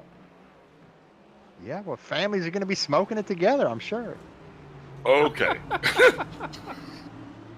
Oh, Lord, I can't wait for Kenny Powell to listen back to this broadcast. Welcome to Chicago. 10 laps to go, though, before this one's officially in the books. Oh, man, and leader Matt DeCiani's all up in a bunch of traffic right now. Just got by Stephen Thompson, just put him 2 laps down. You see Kenny Powell there with no front bumper, speaking of him. Kenny Powell's had a very, very long and arduous day. But, Kenny will pull right over. You'll see when he comes to this turn on this straight, he's going to go either to the wall and stay there, or he'll go to the bottom line. Or he could prove me wrong, either way. Yeah, but this isn't, we knew when we unloaded the haulers that this wasn't going to be a track for everybody. This is one of those tracks that's going to test a lot. Uh-oh. Remember what happened here between Frank Flores and Josh Schaffner? They're right near each other now. And it looks like no drama, though. That's lucky. Ooh, I thought Frank might have been like, hey, I remember that 50. Now, Flores has had a lot longer story since then. I mean, he has a highlight reel within itself. So Frank is in 8th position. That is extraordinary. He was not going to throw that away for retaliation. Oh, yeah. And he started back in 12, so technically that's going to put him up as one of the biggest movers of the day.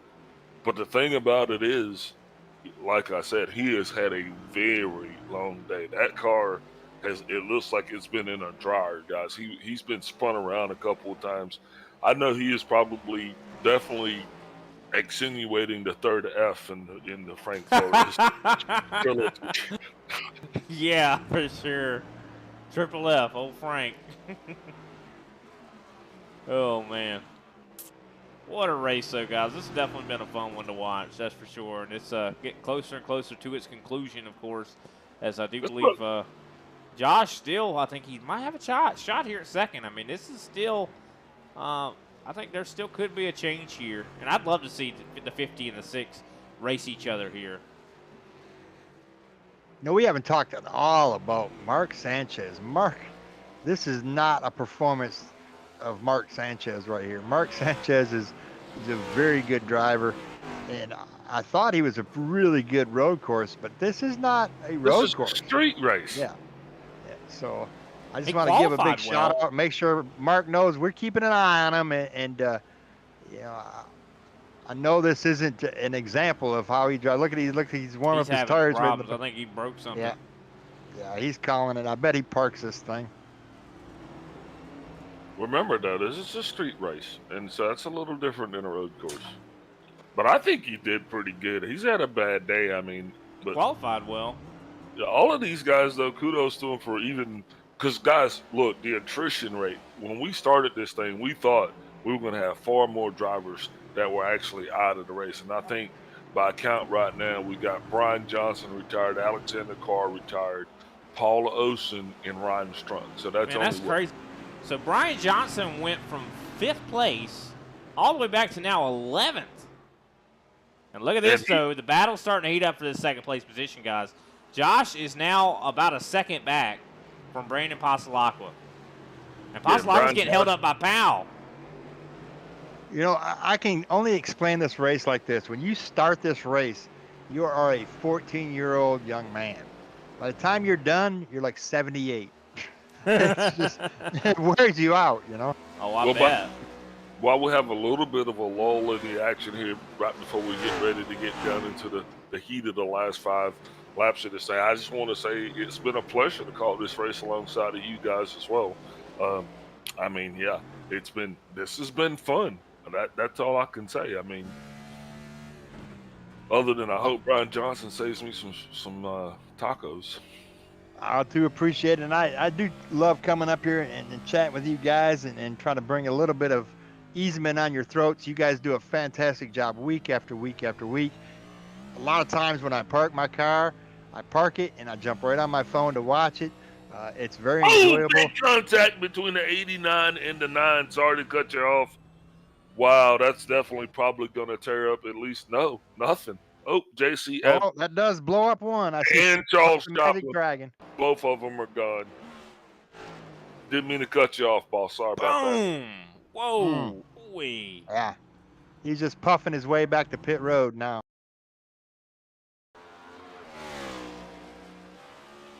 How far is the Look at leaders this. behind Look him? at this hit right here.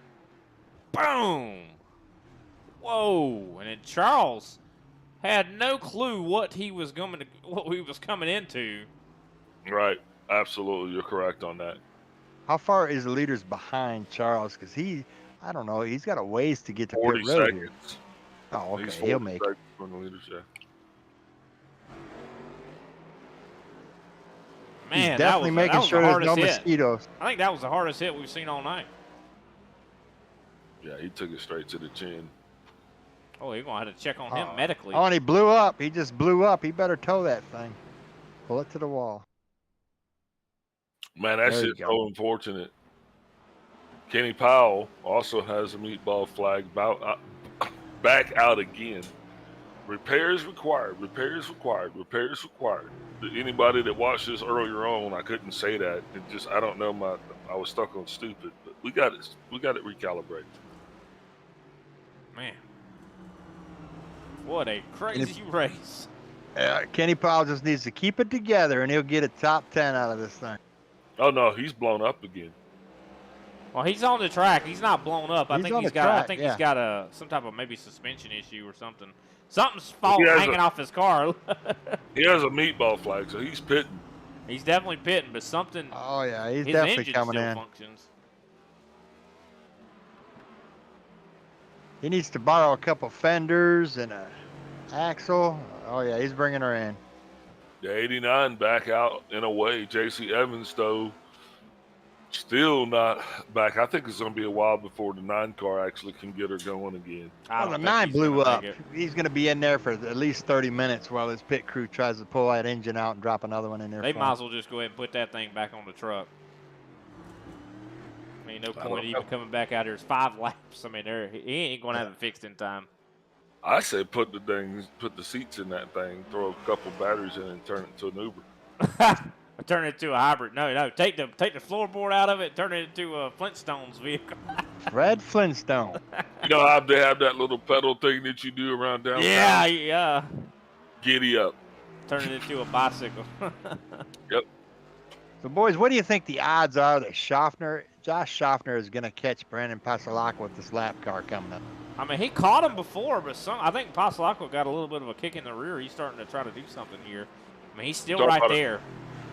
A deficit of 16 seconds, and that's with 4 laps to go. I mean, that will be slim to none. No, we're talking about Brandon Pasalak and Josh Schaffner. Second and third. Gotcha. Yeah, they're real close. Sorry, guys. I just got here. No, if it keeps going the way it's going, Matt DeCiani could be on pit road, already have his driver's suit off before second place comes across start-finish line. Schaffner's going to catch Pasalakwa. Schaffner's the only driver still running sub 127 laps. I mean, this lap car is going to definitely come into play here. Unless he just pulls right over. Oh, close. That's the 67, of course, of Stephen Thompson there. Looks like he does get out of the way, but not before slowing down Pasalakwa a little bit. Yeah, I don't think it has anything to do with that guy. I think Schaffner is he's got that thing on a rail. I mean, he is the mass transit system of Chicago right now. Yeah.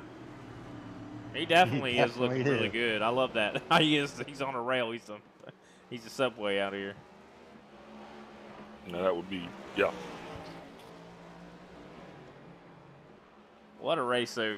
Matt DeCiani absolutely dominating this race here today. Of course, most exciting racing right now is, of course, for second place. Can Josh Schaffner get it done? Of course, him and Passalacqua are really good buddies when it comes to practicing and stuff like that. I know that they really work together quite a bit. And actually, I do believe not that long ago, I do believe attempted the 24-hour race at Le Mans, and I do believe the 6-hour race at Watkins Glen as well.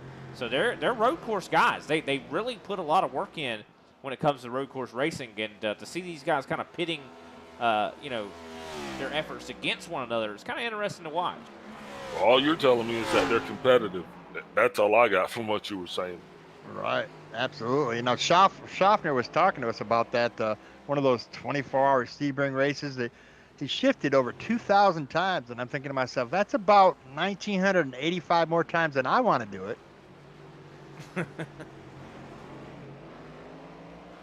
Well, they have a hunger for that style of racing, and I think that skill level translates to this right here. And you can definitely tell they've been very quick.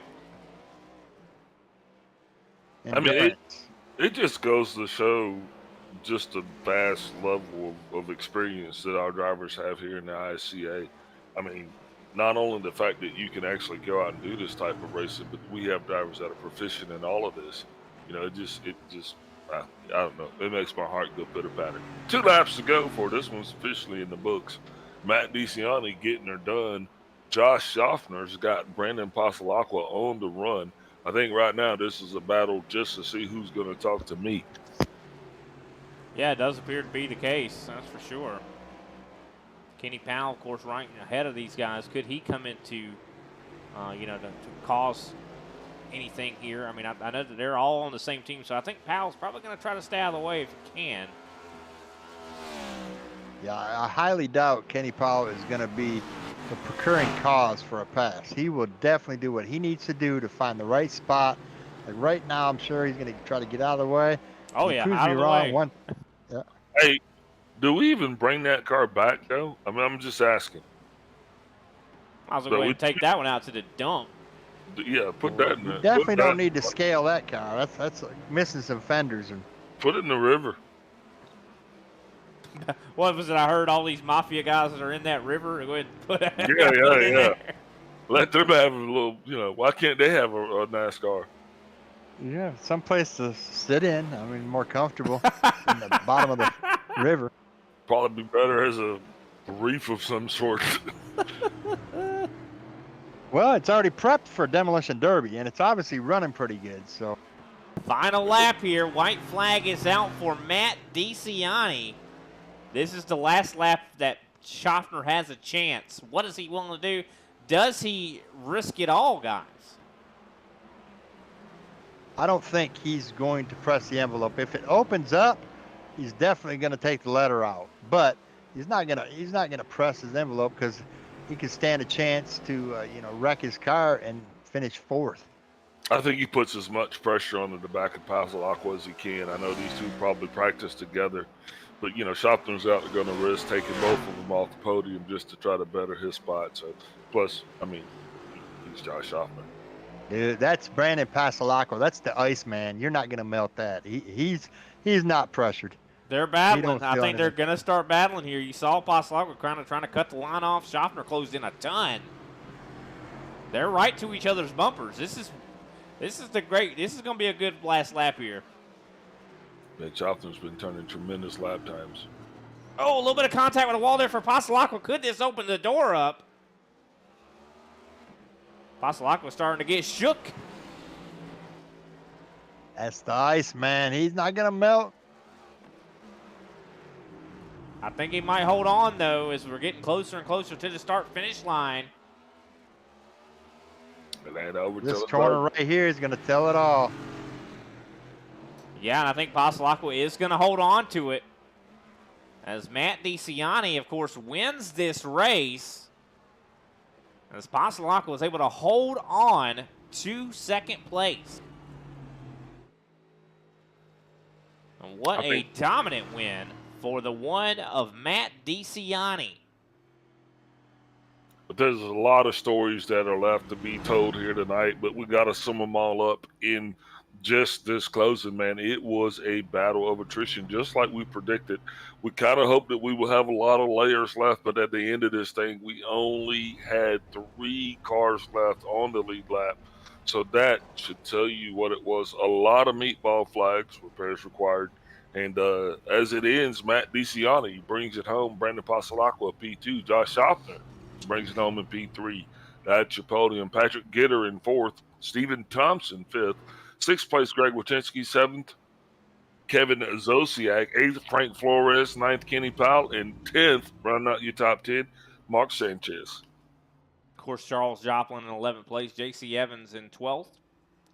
13th, Brian Johnson. 14th, Ryan Strunk. 15th, Alexander Carr. 16th, Paul Olson. And I do believe that rounds out this 16-car field. Of course, Al Kozlowski, who's in the booth with us, graciously enough, did not start the race, as well as Jeffrey Ford. But, of course, we'll go ahead and take a brief step away. We'll be right back with our top 3 finishers.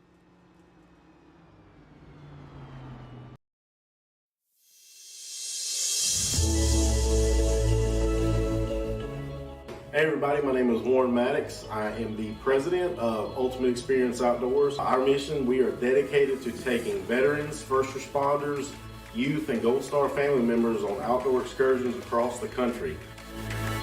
Support for our mission has many forms, from camp cooks to the great storytellers, some buddies with the band, maybe you just want to build a campfire and sit around and listen. Nothing goes unnoticed. Camaraderie is reborn. The acceptance among the men and women that took an oath. Whether it was decades ago or recently renewed, but never forgotten. If you feel like you could help us, please visit our website, www.uxonation.org. There, you can register to hunt, sign up to sponsor an event, or even donate to us so we can continue to execute our mission. Oh my gosh, I feel comfortable, bro. We get a hug. What have you done, Jim? We need your help to hold the line once again.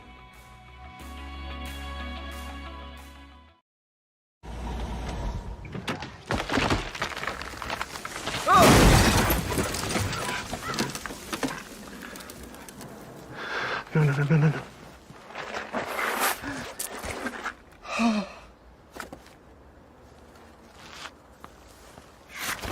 When you carry out, some things are out of your control. But with Domino's new carryout insurance, we'll replace your pizza if it gets ruined after you leave the store. Carry out large 3-topping pizzas for $7.99 every day.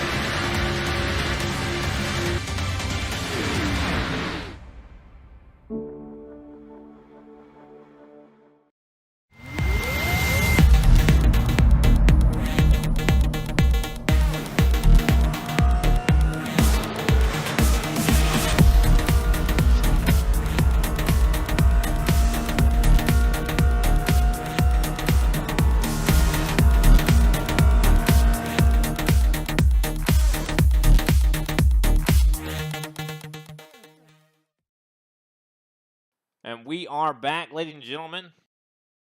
And what a race that was. I mean, man, did not expect a lot of these guys to hold on as long as they did. But definitely, these guys took care of business out here. Of course, we're going to be joined in the booth, first of all, by Josh Schaffner. Josh, whoa, man, you were fast. You almost had a chance for second place there. You made it interesting there at the end. What did you need to get my Pasalacqua? Yeah, it was a lot of fun. First off, I want to congratulate Matt on the win, and he does such a great job at the road course and deserves a lot of credit. And I do want to apologize to Frank. I kind of got into him there as I was lapping him. Kind of my fault there, just a mistimed move there. But yeah, what a race! I think deep down I kind of wanted to settle in and just kind of let this race play out. And unfortunately, after the pit stops there, between dealing with traffic and gaining on Brandon, who did a great job too, that was quite a battle. I'm not sure how many laps we were kind of exchanging lap times and within a couple seconds there, but it felt like about 25 or 30. I'm not sure if it was, but it might have been. But yeah, I probably just lacked a little bit of rear grip. I was probably a little faster than he was down the stretch there, but it's just really hard to get a run off, and Brandon doesn't make mistakes. So, you can't really dive bomb here to pass somebody. You got to kind of wait for mistakes and see if you can get a run. And just didn't quite get a run. And kudos to him. He had a lot of pressure. He had a mirror drive, and that's not easy to do here. So he did a great job running second there too.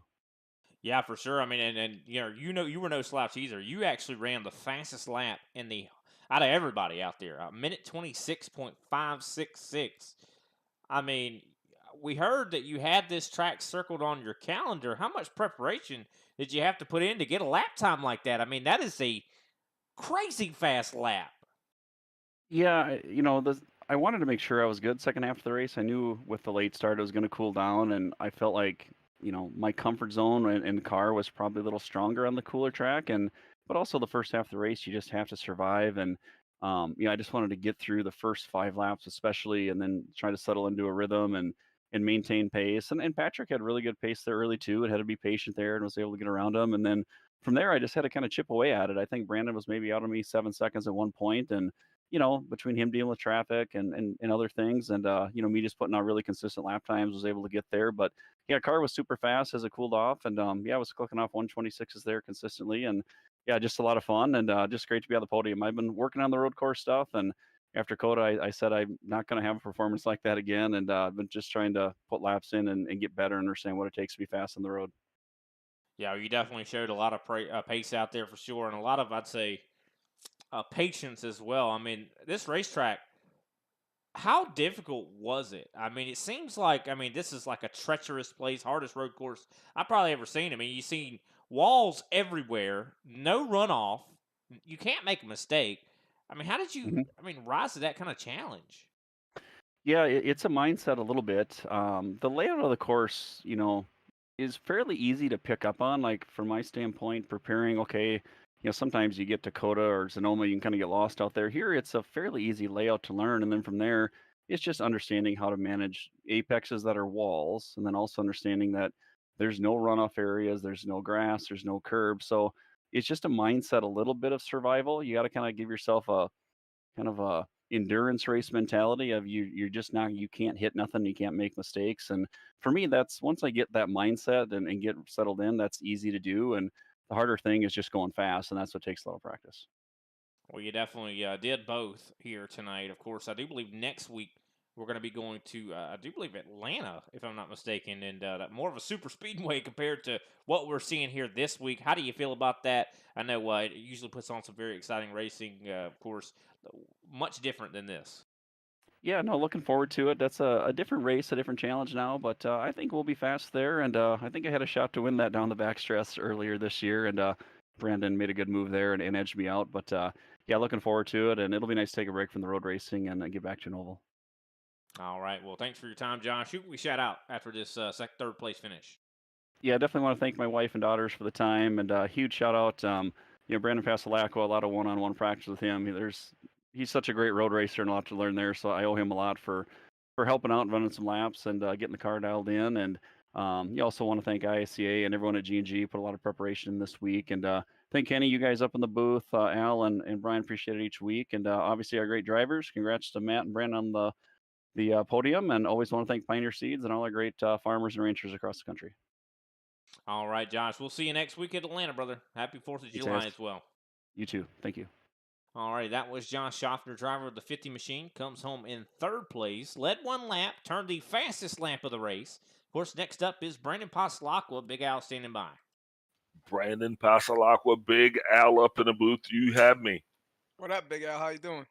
Man, how you doing? I'm good, man. I tell you what, it was an exciting race, especially from my perspective, man. Let's talk about you. You started this thing in second, right? And I definitely thought you had the car to beat. You were pushing really hard to get up front. It was definitely a struggle to get up there, but you kept the pressure on all the way. Just couldn't quite capture Matt DeCiani. But man, what a run you guys had! Yeah, for sure. Just want to start off by giving a huge shout out to Matt. He's an animal on the road course, and so it's great racing with him there. Yeah, I tried pushing early. Well, we wanted to get through the first lap and then kind of settle in. I know him and Patrick were battling pretty hard, so I just kind of wanted to ride behind them. And then once I was able to get the second, I would just want to see if I can keep pace with Matt, and it looked like I could for a few laps. But once Matt put the hammer down, I could see that he was definitely the better driver and had the better car than I did. So after that, I just kind of settled in and just ran my own race and tried to keep the car as clean as possible, which is not easy to do here because there's a wall everywhere you look. Yeah. So speaking of that, when it came to your preparation for this week, how many laps were you actually able to put down in competition mode? I mean, I understand that you ran laps with teammates trying to get the setups dialed in, but were you actually able to get out and run for like a good solid 50 laps? Yeah, no, so I don't do much of the A Open stuff at all. So no competing or anything like that. Just a lot of laps with Josh. We just kind of we would go out and practice for X amount of laps, and then we'll see what each other are doing, and then just learn from each other. So I also do like a lot of AI racing just because I don't like dealing with people in the Open series. So I did a lot of those to help prepare myself. Yeah, definitely. I mean, that's very interesting. I mean, it goes a lot of different ways. So when you saw Schaffner, because Josh Schaffner definitely turned the fastest lap here tonight, and he was running consistent 126s. When you saw him starting to like close in on you a little bit, did you feel nervous at all, or did you just kind of embrace and welcome the challenge? Yeah, I was nervous the whole time. Him and I were joking on the channel. I was like, I thought we were gonna be having a joyride the last 20 laps. Usually the field's so spread out that you don't have to worry about anything. But of course, Josh did an excellent job hitting fast, consistent lap times to catch me. And yeah, I started hitting the walls and everything once he got close to me. So definitely felt the pressure. He was definitely faster than me the last run. But I do know how hard it is to pass here, and so I kind of just became a blockade myself and try my best to keep P2. Man, that's awesome. Been a great job you did, and it provided us some very exciting racing from the green flag all the way down to the checker. Next week we're heading to an old track, but with a new face. I mean, the new Super Speedway Atlanta is going to be a lot different than the old style. I mean, which one do you prefer?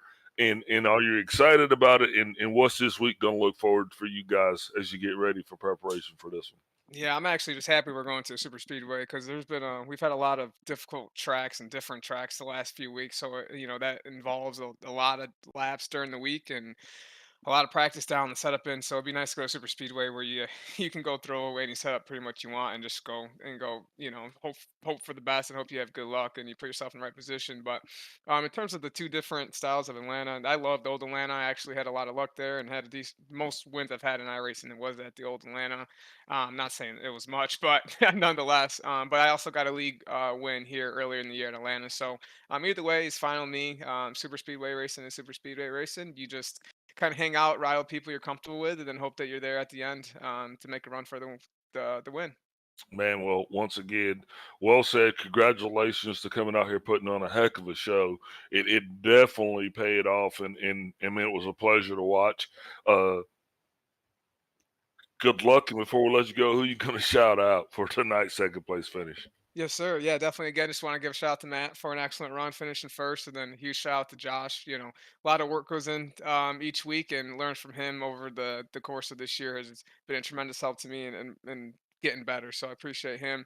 Got to give a shout out to the boys at G&G, Kenny for everything he does at ISCA, and then you gentlemen in the booth. We really appreciate what you guys do every week. Appreciate you too, boss. So that's all I always say. Don't party too hard. We'll see Hey, you next week. sounds good, Miguel. Thank you. Alrighty, that was Brandon Passalacqua, driver of the Six Machine, finishing in second place. Of course, the man, the myth, the legend, Matt DeCiani. I don't think he made a mistake all night. Matt, I mean, what the heck did you put in that car? I mean, you seem like you just drove away from everybody. I mean, you were better than Patrick Gitter. It seems like someone's lit a fire underneath you the last several races. That you just seem like you can do no wrong. Yeah, I don't know. I've been running good lately. Kind of starts with your head, I guess, more than anything. It's sometimes beating yourself is the biggest challenge. So I don't know. Just been having some good runs. Thinking clearly. Think that's probably the biggest thing. Yeah, I think that is mindset can be a part of it for sure. And this track, I think you have to come in here with the right mindset, considering there is no room for error. How did you prepare for tonight's race? I mean, this is a tough track. Yeah, I did run a lot of laps. Plus, I mean, this is technically my home track, considering I live like 4 miles north of this place. So, and I've driven on all these streets in real life, right? So it's That like, helps. felt like I have an extra, like, I needed to win this race. I kind of felt like I had to defend this as a home race. Yeah, definitely for sure. I mean, you did exactly that. So I think all of your Illinois people are going to be like, yeah, I guess Matt's a true Illinois or whatever y'all call yourselves. But yeah, definitely fantastic performance there. This is an interesting track. Do you think you're gonna, since you lived so close, are you gonna go to the actual race here? Yeah, I plan to go Sunday, just kind of check it out. I mean, you ain't gonna be able to see anything, like, you're not gonna be able to see like the whole track and thing, but I'll just go to the venue, see what's going on, see what they did. But yeah, I'll check it out on Sunday. Yeah, definitely interesting event they're going to be having for sure. It's going to draw a lot of attention, I'd say, to that area. Interested to see all the new fans that are going to be probably generated from this race for sure. So hopefully you get to see some of the racing as well, and you could just be like, "Hey, I was out on that track," and definitely really cool. And like you said, you've actually driven on the. I mean, how close is it compared to you've driven around on these roads. Do you feel that same bump when you're driving? You know. I mean, they're there, and like, they're in the right spots. I will say that, but you don't drive over them going 100 miles an hour in real Yeah. life, right? So, I can't say how accurate it is in that perspective, but as far as location goes and where they're at, it's pretty darn accurate. Well, isn't that so cool? I mean, that's crazy to think that you drive on these you've driven on these streets and you know where the bumps are and the elevation changes and stuff like that. So awesome to see how iRacing is able to really replicate real life like that. But you just did a fantastic job, man. I mean, your fastest lap was pretty close to Schaffner's, but you were just overall the most consistent out of everybody. I mean, look, last lap was your fastest lap. How about that? Your last lap was your fastest lap. Isn't that Yeah, something? I'm I just now noticing that. yeah, I was honestly I was pretty nervous the last 20 laps. I just didn't want to step on it because I mean it's so easy to fence it in one of these corners here. So I was running pretty conservative the whole race, and last lap I was like, all right, let's see what I can get out of it, and I probably had some more in there, but I was just being conservative all race, trying not to make mistakes, and luckily I didn't have to. I was trying to not deal with lap traffic as much as possible, so if I could add an extra lap by not catching them, I would try to do that all race, but yeah, it's so tight, and it's just I try to avoid every other car out here the whole race. You definitely still had to deal with them, though. I know we saw that quite a bit. You having to deal with the lap traffic, but still, great job to you. Of course, getting a win, and you've been definitely on a kind of a winning streak here lately when it comes to how you've been performing. Of course, next week a little bit more of a dice roll though. Atlanta, well, I should say Atlanta Super Speedway. How you feeling about that track? I mean, I know last time we were here it was pretty exciting. Do you feel confident there, or do you think it's just going to be a race of luck? Yeah, it's 100% a race of luck. I mean, there's a little involved with controlling lines and stuff, controlling the race, but I mean, honestly, it's a luck race. Anyone can win it if you're not damaged. I feel like anyone's got a shot next week. I mean, I hate the new style there, but that's what we got. So we'll go race it and see what happens. So at least you can go in there and be a little bit more comfortable considering you won here. Kind of at least you go in there. I've already won last week. It's okay. I can kind of be a little bit more. I guess you can race a little bit harder. Maybe I don't know. Having a little bit more of a comfortability. I guess. Yeah, I guess, but I mean, I don't know. it's still Atlanta. It's still a super speedway race. It's kind of just whatever. I'm not a big fan of super speedway racing, so it is what it is. But we'll go work together with some teammates and see if one of us can get a win.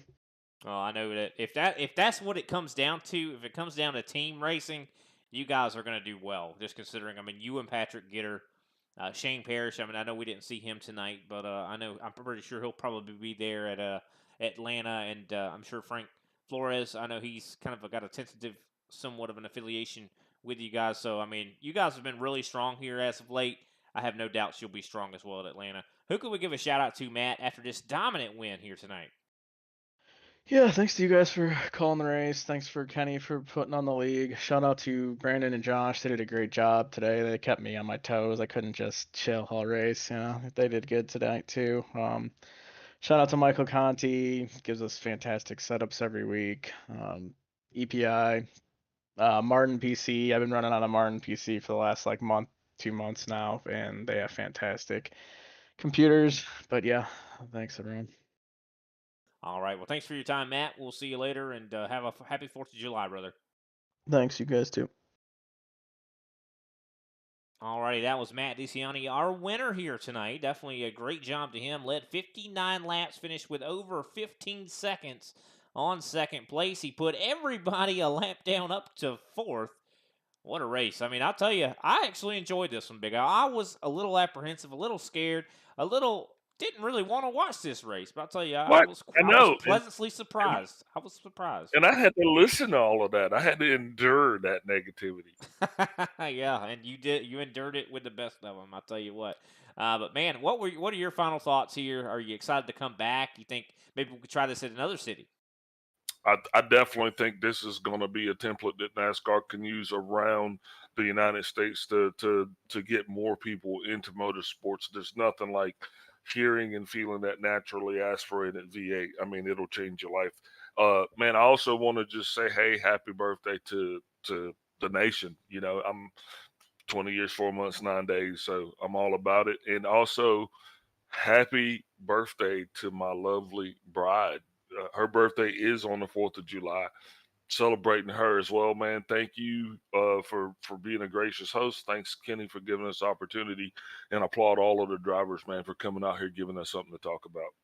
Yeah, for sure. Definitely applaud all the drivers for coming in here and actually trying to tackle this challenge. I mean, this is the most challenging race I think we have all season long. I mean, this is out of everybody's comfort zone. There's no room for error, but these guys rose to the occasion. I mean, we saw guys getting good finishes. I mean, got to give a big shout out to everybody that made their way out here. I mean, even some of the new guys. I mean, Kevin Zaziak, I mean, finishing in 7th place, not a bad day. Frank Flores, I mean, even Kenny Powell didn't even have a front bumper, finished in 9th. So, I mean, but definitely great job to everybody for sure. Shout out to you as well, Big Al, for always being a gracious co-commentator with me. And also shout out to Al Kozlowski. I know he's not here any longer, but he definitely helped us out quite a bit.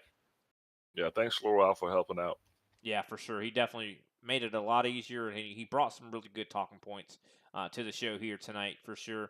Definitely thanks Kenny Powell for putting on the ISCA. Thanks to everybody out, most importantly, out there in YouTube and Twitch land that was watching here tonight.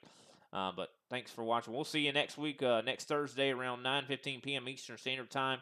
9:30, the actual race will begin, and we'll be Atlanta Motor Speedway bound. Of course, that is going to be some super speedway action at 1.5 miles. And I'll tell you, last year, it did not disappoint. It was exciting for sure, and definitely expect it to be exciting this time around as well. But we'll see you there. This has been the ISCA Thursday Cup Series. We'll see you next time.